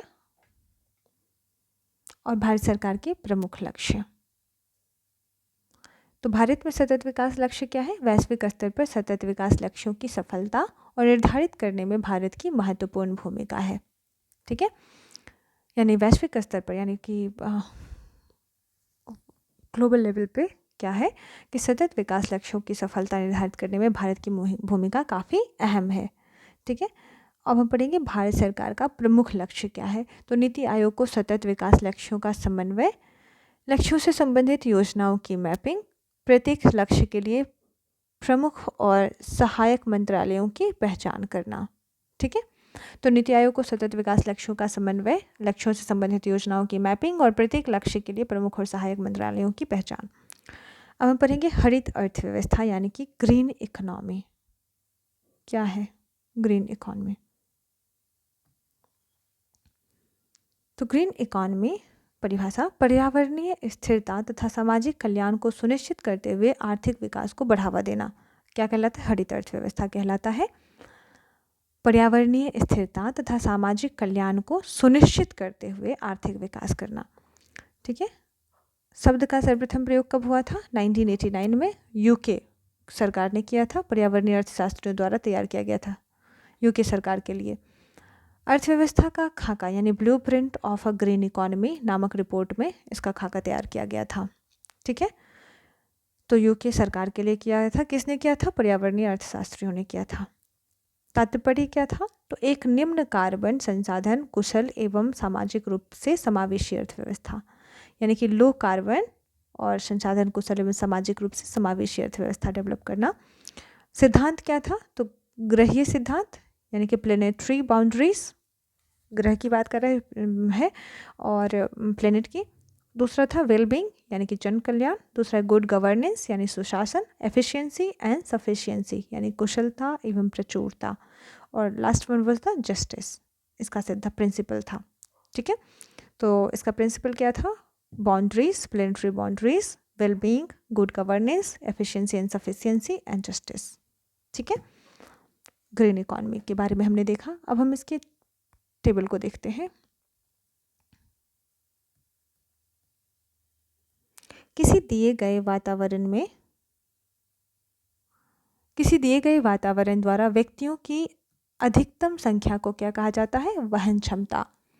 वह मानवीय गतिविधि जो क्षेत्रीय और वैश्विक प्रभाव वाले अधिकतम पर्यावरण प्रदूषण का कारण बनता है, वह क्या है? औद्योगिकरण। सतत विकास की ओर पहला कदम उठाया गया था कब? 1972 के स्टॉकहोम सम्मेलन में। UNCED का मतलब क्या है? पर्यावरण और विकास पर संयुक्त राष्ट्र सम्मेलन, United nation conference on environment and development. Basal convention संबंधित है किससे? खतरनाक कचरे का सीमा पार आवागमन। ठीक है। सतत विकास का लक्ष्य क्या है? बेसल कन्वेंशन के बारे में कुछ डिटेल में आपको बताती हूँ। यह 1992 में लागू हुआ था बेसल कन्वेंशन, और इसका जो था एक अंतर्राष्ट्रीय संधि है जो क्या करता है कि देशों के बीच, यानी कि एक दूसरे देशों के बीच खतरनाक जो कचरा होता है उसकी आवाजाही को कम करने के लिए और उसका जो सिक्योरली यानी कि सेफली उसका निपटान कर दिया जाए उस पर ये फोकस करता है। और इसका मेन मोटो जो है वो क्या है? मानवीय स्वास्थ्य और पर्यावरण की रक्षा करना। तो मेन फोकस क्या था इसका? तो खतरनाक कचरे की सीमा पार आवागमन को नियंत्रित करना और मानव स्वास्थ्य तथा पर्यावरण की रक्षा करना। ठीक है। और इसमें जनरली कवरेज होता है जहरीले, विषैले, विस्फोटक, संरक्षक और संक्षारक और जो ज्वलनशील यानी फ्लेमेबल होते हैं, पारिस्थितिक रूप से विषाक्त होते हैं और संक्रामक कचरे इसमें शामिल होते हैं। इसमें कई बार संशोधन भी किया गया। एक हाल फिलहाल 2019 में इसका जो है संशोधन इसमें किया गया था। और संयुक्त राज्य अमेरिका जो है इसका संधि नहीं, इस संधि का पक्ष नहीं है। Very important here. ठीक है। ओके, नेक्स्ट देखते हैं। और एक लास्ट इम्पॉर्टेंट ये भी है कि प्लास्टिक कचरे के प्रबंधन के लिए भी बहुत इंपॉर्टेंट रोल प्ले करता है ये। नेक्स्ट, सतत विकास का लक्ष्य है। सतत विकास का लक्ष्य क्या है? तो गरीबी की पूर्णतः समाप्ति, भूखमरी की समाप्ति, लैंगिक समानता और सस्ती और स्वच्छ ऊर्जा। वर्ष 1992, 2002 और 2012 में क्रमशः क्या हुआ? पहला, दूसरा और तीसरा पृथ्वी सम्मेलन हुआ। कहाँ हुआ? रियो डी जेनेरियो में। दूसरा कहाँ हुआ? जोहान्सबर्ग में। और थर्ड जो हुआ अगेन रियो डी जेनेरियो में हुआ। रियो डी जेनेरियो कहाँ? ब्राज़ील। और जोहान्सबर्ग अफ्रीका, दक्षिण अफ्रीका। नेक्स्ट है, भारत का पहला स्वच्छ सोजल प्रदेश बना। स्वच्छ सोजल प्रदेश कौन सा बना? अंडमान और निकोबार द्वीप समूह स्वच्छ सोजल प्रदेश प्रमाणन जारी किया। जल शक्ति किसके द्वारा? जल शक्ति मंत्रालय के द्वारा। जल शक्ति मंत्रालय के अभी कौन संभाल रहे हैं? आर पाटिल जो है अभी वर्तमान में जल शक्ति मंत्री हैं। और जल शक्ति मंत्रालय जो है 2019 में फॉर्म हुआ था, 2019 में। उस समय गजेंद्र सिंह शेखावत जो है इस मिनिस्ट्री को संभाल रहे थे। चयनित गांव में भूजल स्तर चिन्हित करने के लिए ग्रामीण विकास मंत्रालय द्वारा विकसित ऐप का क्या नाम है? जलदूत ऐप। यह क्या करता है? ग्रामीण विकास एवं पंचायती राज मंत्रालय, भारत सरकार द्वारा। भारत द्वारा नवीकरणीय स्रोतों से 175 गीगावाट की विद्युत क्षमता स्थापित करने का लक्ष्य रखा है। कहाँ, कब तक? 2022 तक। भारत ने शुद्ध शून्य कार्बन उत्सर्जन का लक्ष्य निर्धारित किया 2070 तक। नेट जीरो कार्बन का, नेट जीरो 2017 कहा जाता है इसे। भारत में वन के बाहर वृक्ष पहल यानी कि trees outside forest in India initiative कहाँ शुरू किया गया? आरंभ किया गया किसके द्वारा? पर्यावरण, वन एवं जलवायु परिवर्तन मंत्रालय, भारत सरकार एवं US agency for international development USAID के द्वारा। ओके, अब हम देखते हैं पहले लेफ्ट साइड। सकल पर्यावरण उत्पाद GEP, ग्रॉस एनवायरमेंटल प्रोडक्ट। ये क्या है GEP? इसकी संकल्पना 1997 में रॉबर्ट कॉस्टांजा जैसे पारिस्थितिकी अर्थशास्त्रियों द्वारा दिया गया। प्राकृतिक संसाधनों में हो रही वृद्धि के आधार पर पर्यावरण की स्थिति का आकलन करना। 4 प्राकृतिक संसाधनों का मौद्रिक मूल्यांकन किस किस का? तो वायु, जल, वन एवं मृदा। ठीक है, हवा, पानी और फॉरेस्ट यानी जंगल और मिट्टी। ठीक है, पारिस्थितिकी स्थिति मापन हेतु मूल्यांकन प्रणाली। ठीक है, अब है वार्षिक आधार पर होता है मानव कल्याण के लिए क्या? सकल पर्यावरण उत्पाद। ठीक है, यानी कि ग्रॉस एनवायरमेंट प्रोडक्ट क्या होता है? तो वार्षिक आधार पर होता है। किस लिए होता है? मानव कल्याण के लिए होता है और किसी विशेष क्षेत्र में होता है। फिर आपूर्ति की जाने वाली समस्त पारिस्थितिक तंत्र का सेवाओं का कुल मूल्य। ठीक है, तो पहला क्या है, वार्षिक आधार पर मानव कल्याण के लिए किसी क्षेत्र विशेष में आपूर्ति की जाने वाली समस्त पारिस्थितिकी तंत्र सेवाओं का कुल मूल्य जो है वो क्या कहलाता है, सकल पर्यावरण उत्पाद यानी कि ग्रॉस एनवायरनमेंट प्रोडक्ट कहलाता है। नेक्स्ट है सतत विकास यानी टिकाऊ विकास हेतु आवश्यक सूचनाएं। पर्यावरण से संबंधित सूचनाएं कौन है? सतत विकास के लिए सूचना पर्यावरण से संबंधित क्या है?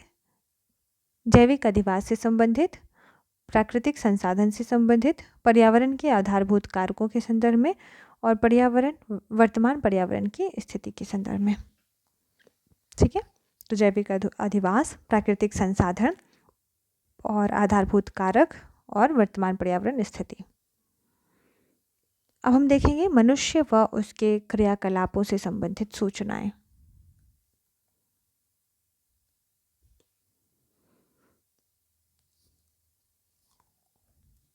मनुष्य व उसके क्रियाकलापों से संबंधित सूचनाएं क्या है?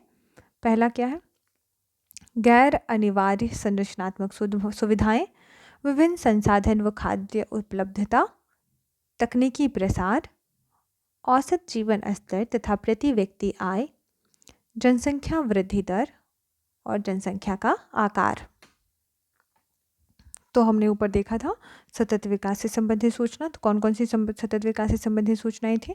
तो जैविक अधिवास, प्राकृतिक संसाधन, पर्यावरण के आधारभूत कारक और वर्तमान पर्यावरण की स्थिति से संबंधित सूचना। और अगर वही बात की जाए मनुष्य एवं उसके क्रियाकलाप से संबंधित सूचनाओं की, तो उसमें विभिन्न खाद्य और संसाधन की उपलब्धता से संबंधित सूचना होना चाहिए और तकनीकी स्तर, औसत जीवन स्तर तथा प्रति व्यक्ति आय, जनसंख्या वृद्धि दर और जनसंख्या का आकार और गैर अनिवार्य संरचनात्मक सुविधाएं से संबंधित सूचनाएं। ठीक है, अब हम बॉक्स देख लेते हैं।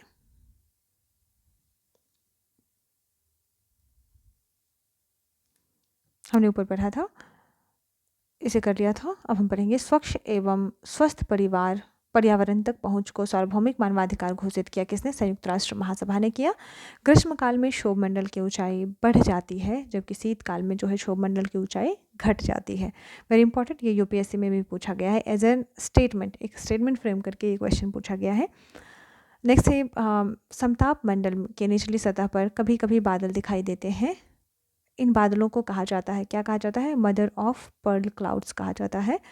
ऊंचाई के साथ तापमान में एकाएक गिरावट होती है, यानी ऊंचाई के साथ क्या होता है? तापमान में एकाएक जो गिरावट होती है वो कहाँ होती है? मेसोस्फेयर में, यानी मध्यमंडल में, मेसोस्फेयर। नेक्स्ट है आयनमंडल में डी परत परावर्तन करती है किस चीज़ की? न्यून आवृत्ति वाली रेडियो तरंगों का।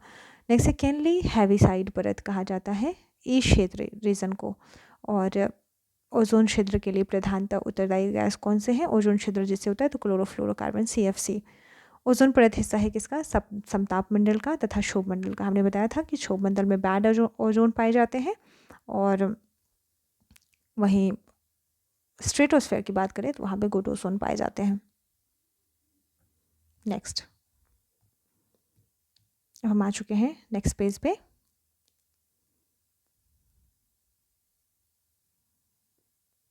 अब हम पढ़ेंगे, टॉपिक है वायुमंडल। हम वहाँ से निकल के वायुमंडल में आ चुके हैं। वायुमंडल क्या है? तो हमारी पृथ्वी चारों ओर से वायु से बनी चादर से घिरी हुई है जिसे हम वायुमंडल कहते हैं, यानी कि हमारी पृथ्वी जो है वायु की चादर से घिरी हुई है जिसे हम वायुमंडल कहते हैं। वायुमंडल का संघटन क्या है? तो उसकी मात्रा परसेंटेज के हिसाब से दिया गया है डाउन फॉर्म में। तो नाइट्रोजन 78%, ऑक्सीजन 20, नाइट्रोजन सबसे ज़्यादा है वायुमंडल में। ठीक है, वायु में कितना है? 78.08%। उसके बाद क्या है? Oxygen 20.95%, organ 0.93%, carbon dioxide 0.0407%, neon 0.002%, helium 0.0005%, krypton 0.001%, methane जो है 0.00017% एंड हाइड्रोजन 0.0005%। तो सबसे ज़्यादा क्या है? नाइट्रोजन नंबर 1, ऑक्सीजन नंबर 2 और organ number 3 and carbon dioxide number 4 पे। ये ध्यान रहना चाहिए। बाकी अन्य 1% में अन्य गैसेस शामिल होती हैं, गैसेस शामिल होती हैं जैसे कि carbon dioxide, helium, ozone, argon एवं हाइड्रोजन कम मात्रा में पाई जाती है। ठीक है, हम बात करते हैं वायुमंडल की संरचना की। इसमें पहला है क्षोभ मंडल।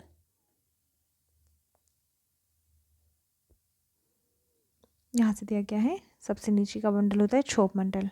ओके, क्षोभ मंडल में जिसको हम कहते हैं ट्रोपोस्फेयर, जनरली मुझे पता नहीं क्यों अपोजिट दिख रहे हैं, एनीवेज। तो वायुमंडल की संरचना अगर हम क्षोभ मंडल की बात करेंगे तो ये पृथ्वी से होता है कितने किलोमीटर की दूरी पे, इसको कहते हैं ट्रोपोस्फेयर। ट्रोपोस्फेयर यानी कि 0 to 12 किलोमीटर, 10 to 12 किलोमीटर, ये डिफर करता है विषुवत रेखा और ध्रुवों पर। ठीक है, तो 10 to 12 किलोमीटर इसको माना जाता है क्षोभ मंडल। ठीक है, 10 से 12 पृथ्वी सतह से 10 से 12 किलोमीटर की डिस्टेंस पर। वहीं अगर समताप मंडल यानी कि अगर हम बात करें स्ट्रेटोस्फेयर, तो स्ट्रेटोस्फेयर जो होता है वो 12 से 50 किलोमीटर के तक के डिस्टेंस में होता है। वहीं अगर हम मध्य मंडल यानी कि मेसोस्फेयर की बात करें तो ये 50 से 80 किलोमीटर के बीच में होता है। वहीं थर्मोस्फेयर जिसको कहते हैं आयन मंडल, थर्मोस्फेयर, ये जनरली होता है 80 to 700 किलोमीटर के बीच में होता है। और एक्सोस्फेयर जो है, इसे बहिर्मंडल कहते हैं, एक्सोस्फेयर, ये जनरली 700 से लेकर अनलिमिटेड कह सकते हैं किलोमीटर। ठीक है, और अगर बात करी जाए ट्रोपोस्फेयर तो इसमें हवाई जहाज उड़ाते हैं जनरली। ओजोन, बैड ओजोन हमने कहा था, और यहाँ पे सॉरी कहा गया क्षोभ मंडल। ये क्षोभ मंडल जो है इस जो हमने कहा था ट्रोपोस्फेयर, यहाँ पे भी हवाई जहाज़ चलती है, बट जनरली समताप मंडल में हवाई जहाज़ अच्छे से चलती है क्योंकि यहाँ मौसम संबंधी घटनाएं नहीं होती हैं। और सबसे ज़्यादा मौसम संबंधी घटनाएं, ये सारी चीज़ें होती हैं कहाँ होती है, ट्रोपोस्फियर यानी क्षोभ मंडल में होती हैं। और स्ट्रेटोस्फेयर में वायुयान चलता है क्योंकि ये बहुत ही शांत होता है और यहाँ पे मौसम संबंधी घटनाएं नहीं होती हैं ज़्यादा, इस वजह से। फिर मध्य मंडल में आयन मंडल, मध्य मंडल हो गया। आयन मंडल में जनरली जो है रेडियो संचार, ये सारी चीज़ें जो होती हैं।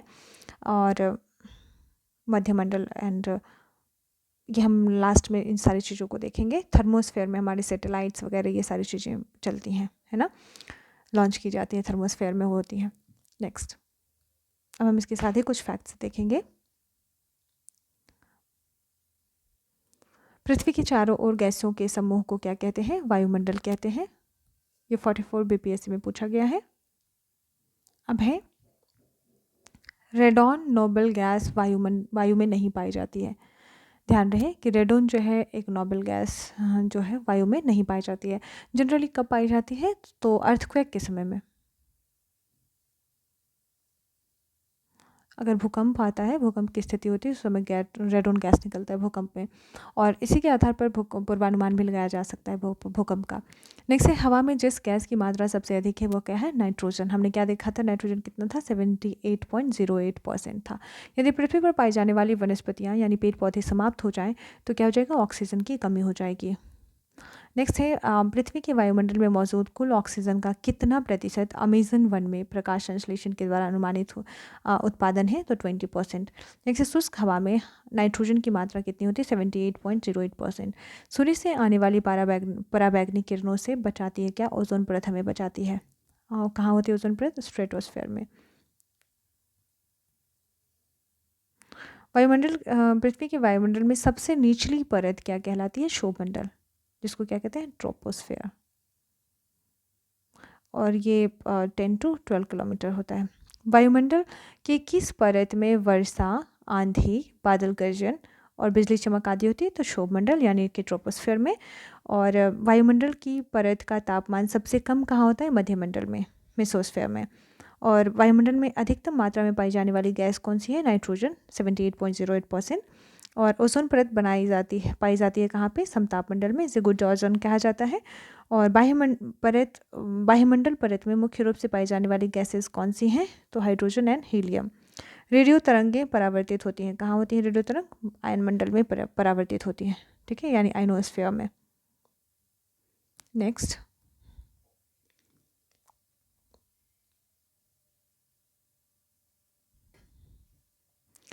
अब पृथ्वी के वायुमंडल की परतें, हम पृथ्वी के वायुमंडल की परतों के बारे में पढ़ेंगे।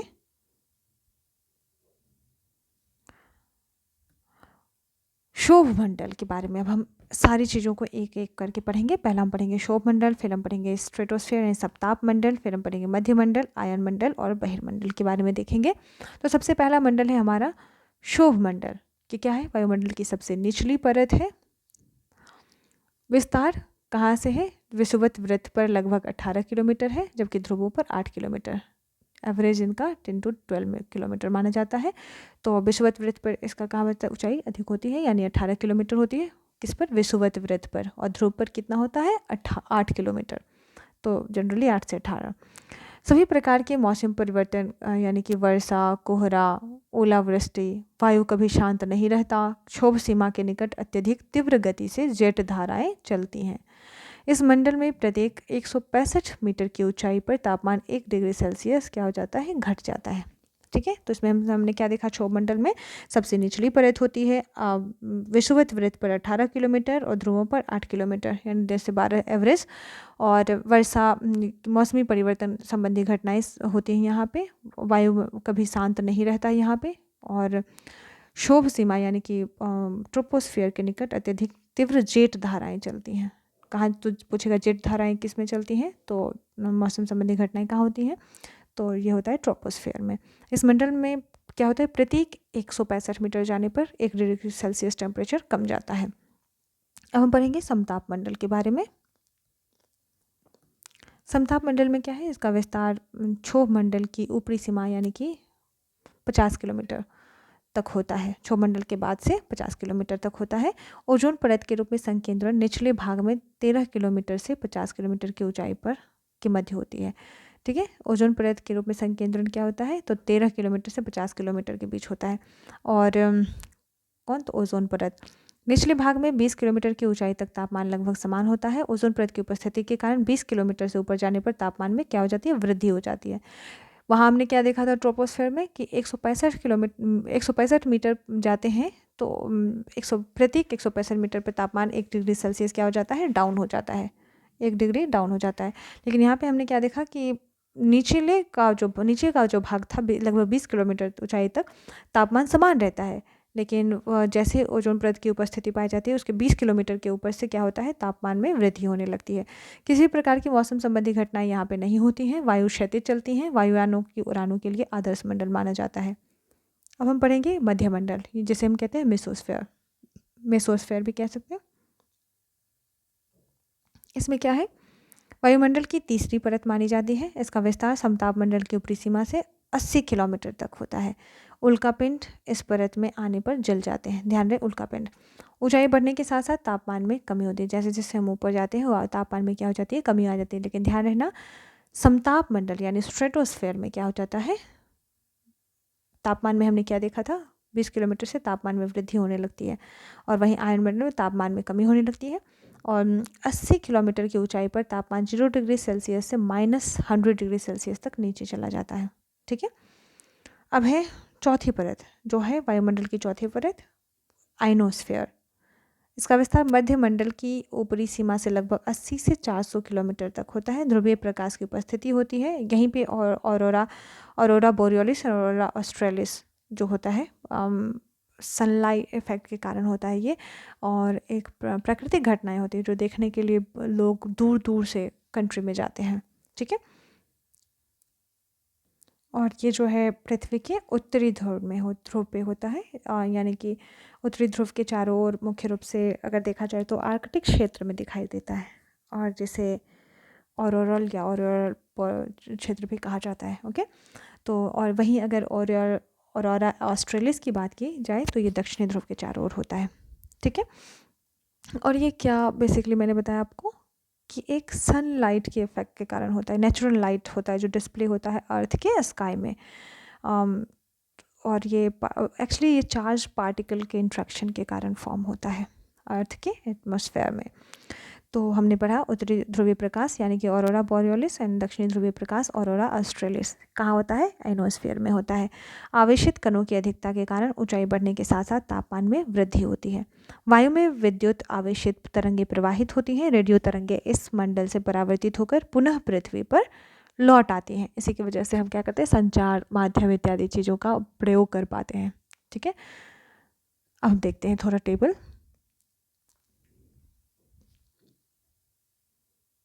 क्षोभ मंडल में सामान्य ताप पतन दर कितना है, तो प्रति 165 मीटर पर 1 डिग्री सेल्सियस तापमान क्या हो जाता है, गिर जाता है, यानी कि कम जाता है। ठीक है, क्षोभ मंडल की ऊंचाई कितना है, 12 किलोमीटर, 10 से 12 किलोमीटर एवरेज ऊंचाई, औसत ऊंचाई। और अगर ऐसे देखा जाए तो विषुवत रेखा पर 18 किलोमीटर और ध्रुवों पर 8 किलोमीटर। मध्यमंडल के ऊपर स्थित एक ऐसा क्षेत्र जहां ऊंचाई के साथ तापमान बढ़ता है वो क्या कहलाता है, थर्मोस्फेयर कहलाता है। क्षोभ मंडल में प्रत्येक 165 मीटर की ऊंचाई पर तापमान लगभग 1 डिग्री सेल्सियस घट जाता है। तापमान गिरावट की यह औसत दर क्या कहलाती है, तो तापमान की सामान्य गिरावट की दर यानी normal lapse rate of temperature कहलाता है। वह वायुमंडलीय परत जिसमें आयन होते हैं तथा जो वायरलेस संचार में मदद करते हैं उसे क्या कहते हैं, समताप मंडल कहते हैं। पृथ्वी के वायुमंडल में कुल वायु का लगभग 70% हिस्सा कहाँ पे है, क्षोभ मंडल में है। वायुमंडल की सबसे ऊपरी परत जिसमें पृथ्वी के वायुमंडल में प्रवेश करने के बाद क्या होता है, उल्कापिंड जल जाते हैं, वो क्या है, मध्यमंडल। ओके, नेक्स्ट है ओजोन क्षरण सबसे अधिक पाया जाता है कहाँ, ध्रुवों पर पाया जाता है। और वह वायुमंडल की परत जिसमें लगभग सभी बादल पाए जाते हैं, वो मौसम संबंधी घटनाएं पाई जाती हैं, वो क्या है, क्षोभ मंडल यानी कि ट्रोपोस्फियर। दूरसंचार के लिए प्रयुक्त तरंगें वायुमंडल की किस परत में होती है, तो आयनोस्फीयर यानी कि आयन मंडल में होता है। वायुमंडल के दबाव को इसके उपयोग द्वारा मापा जाता है कहाँ, बैरोमीटर के द्वारा।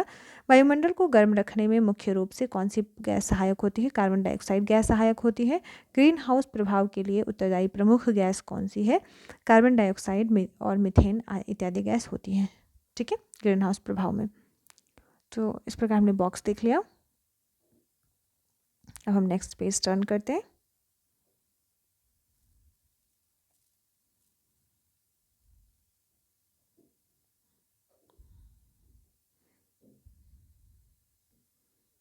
वायुमंडल का महत्व हम पढ़ेंगे, वायुमंडल के महत्व के बारे में।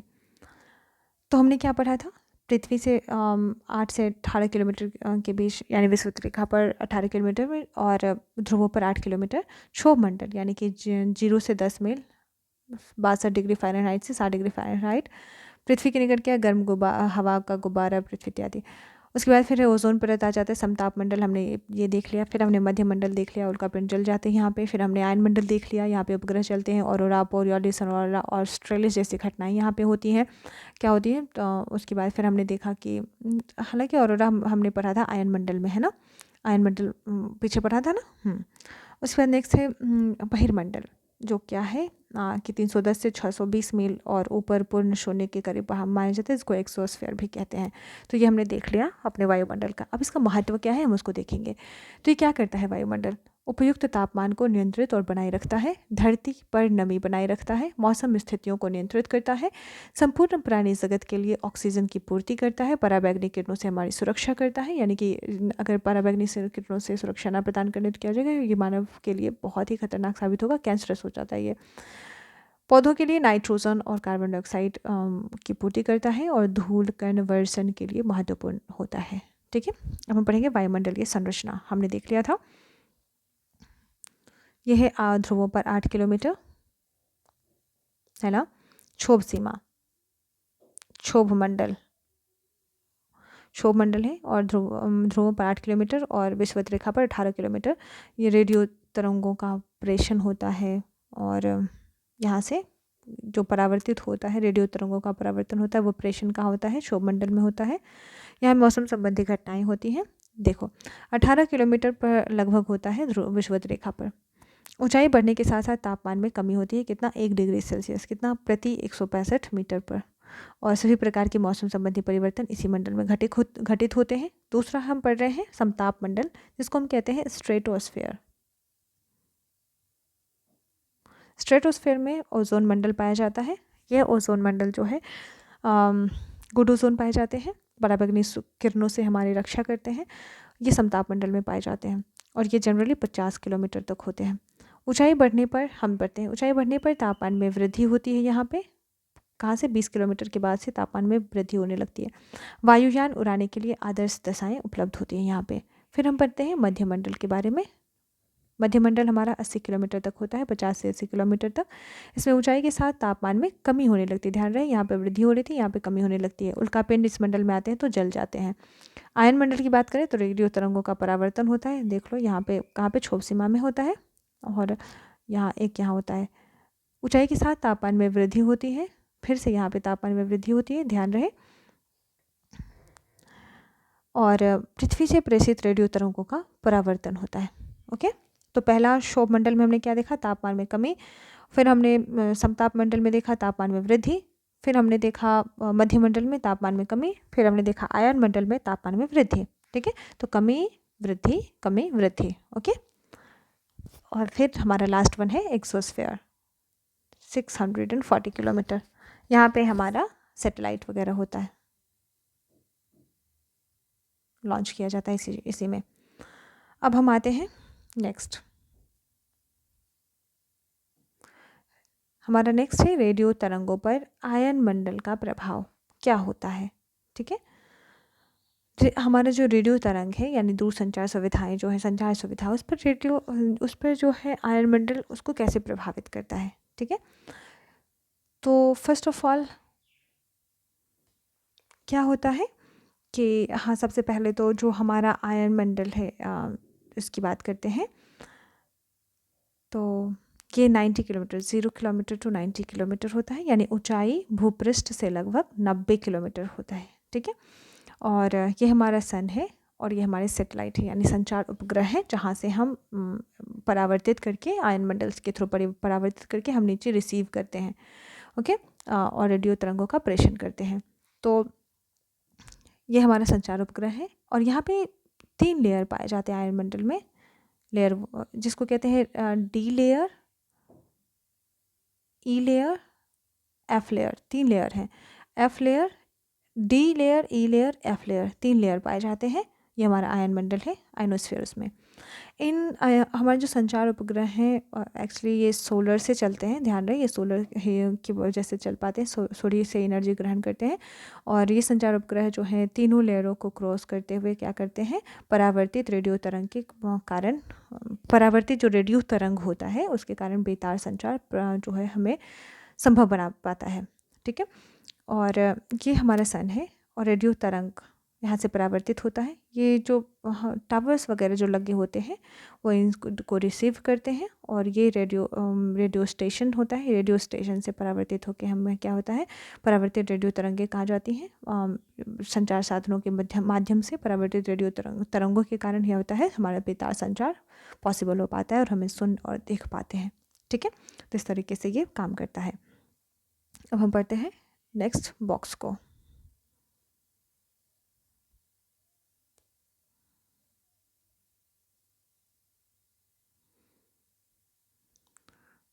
कार्बन डाइऑक्साइड निष्कासन यानी कि CDR क्या है, उन प्रौद्योगिकियों, प्रथाओं और दृष्टिकोणों को संदर्भित करता है जो वायुमंडल से कार्बन डाइऑक्साइड यानी CO2 को निष्कासित करते हैं।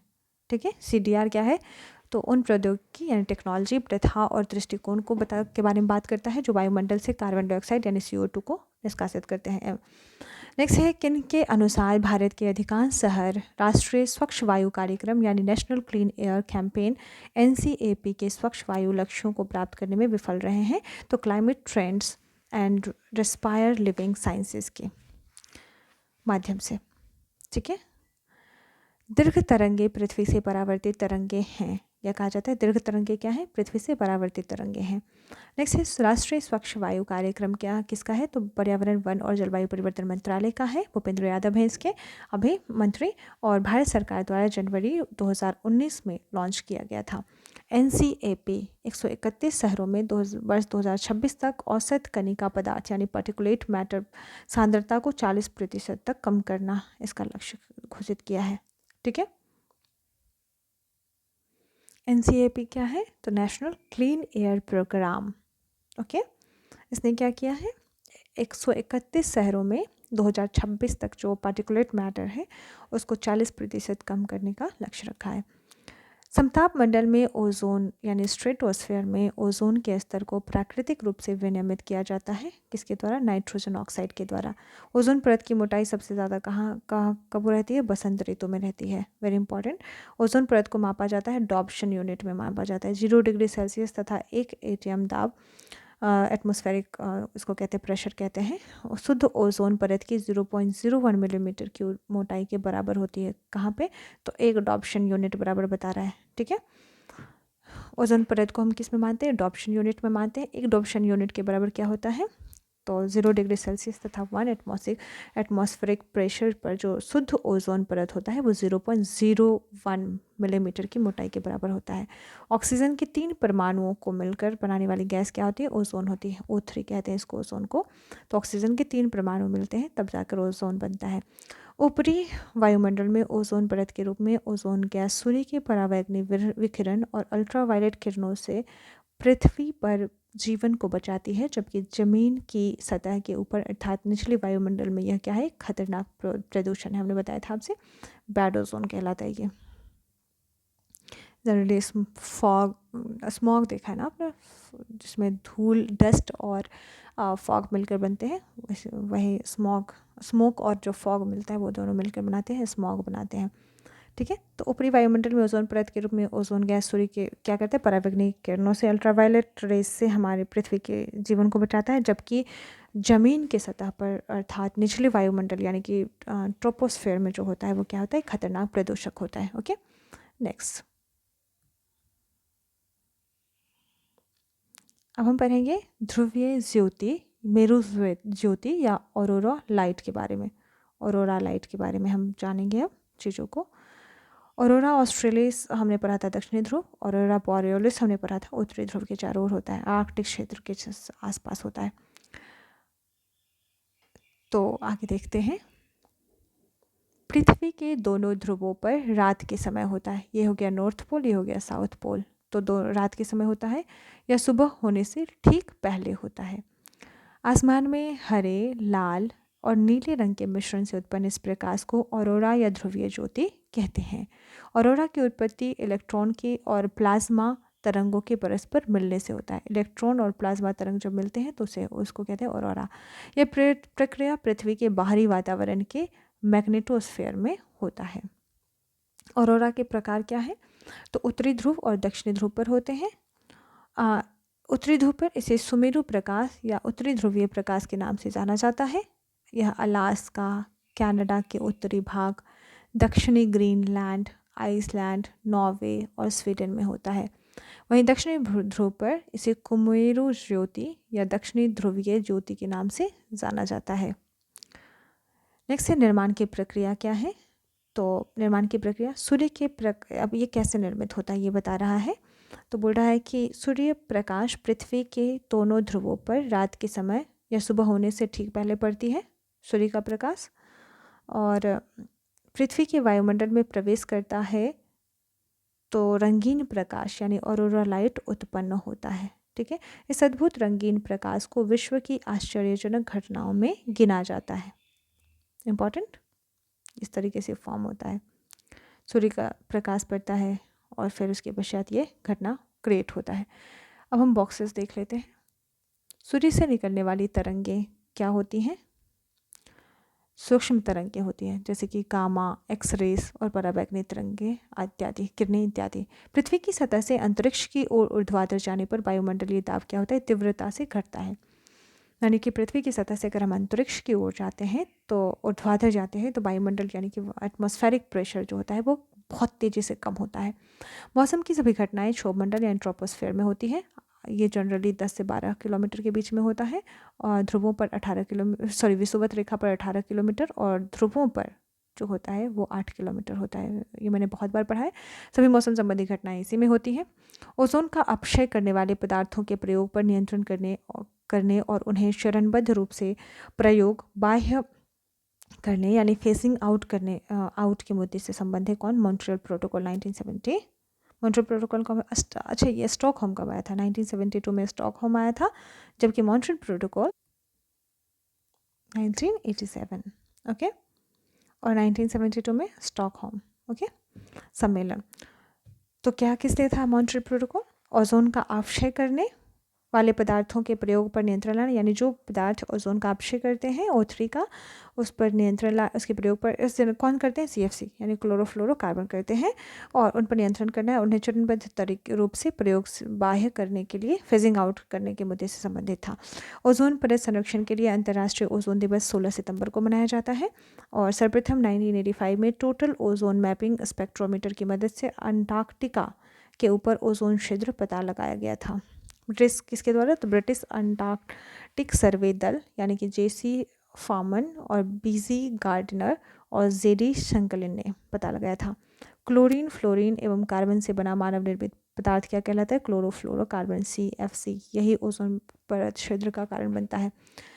नेक्स्ट है रेफ्रिजरेटर तथा वातानुकूलित यंत्रों जैसे कि AC कह सकते हैं, और फ्रिज शीतकारक के रूप में प्रयोग किया जाता है। फ्लोरोकार्बन का यूज़ किया जाता है। ग्रीन डेवलपमेंट हरित विकास पुस्तक के लेखक कौन है? WM एडम्स हैं, और ऊपर भी हमने पढ़ा था इनके बारे में, WM एडम्स के बारे में। इन्होंने क्या लिखा है? ग्रीन डेवलपमेंट हरित विकास नामक बुक लिखा है। नेक्स्ट है ट्रोपोस्फेयर क्षोभ मंडल परत का नामकरण किसने किया था? लियोन फिलिप टेसेरेंक डी बॉट ने किया था। लियोन फिलिप टेसेरेंक डी बॉट ने किया था कि ट्रोपोस्फियर क्षोभ मंडल परत का नामकरण, और इसलिए इन्होंने ट्रोपोस्फियर रखा था। ठीक है। यदि पृथ्वी पर पाई जाने वाली वनस्पतियाँ पेड़ पौधे समाप्त हो जाएं तो ऑक्सीजन की क्या हो जाएगी? ऑक्सीजन गैस की कमी हो जाएगी ऑब्वियसली। ठीक है। अच्छा, एक और इम्पॉर्टेंट फैक्ट मैं आपसे पूछना चाहती हूँ कि कौन सा ऐसा कंट्री है जहाँ पे पेड़ नहीं है? ठीक है, आपको ये सर्च करना है, दिमाग लगाना है और आपको बताना है। ओके, क्या है वहाँ पे प्राकृतिक रूप से पेड़ नहीं पाए जाते, ये आपको बताना है। नेक्स्ट,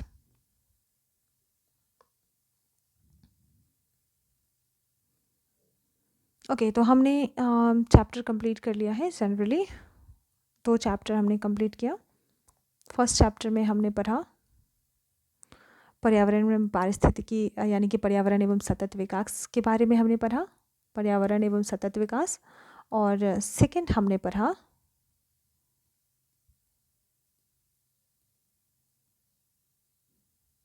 वायुमंडल। तो जो 2 चैप्टर हमने कंप्लीट कर लिया है, हमारा थर्ड चैप्टर होगा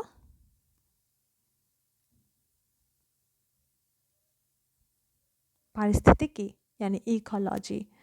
इकोलॉजी को हम नेक्स्ट वीडियो में कवर करेंगे। अभी 1 आवर एंड 36 मिनट का वीडियो हो चुका है। धन्यवाद, हम मिलते हैं पार्ट 2 में। तब तक ख्याल रखिए, अच्छे से पढ़ाई कीजिए, रिवीजन कीजिए और इस बार सिलेक्शन लीजिए। Thank you, bye, take care.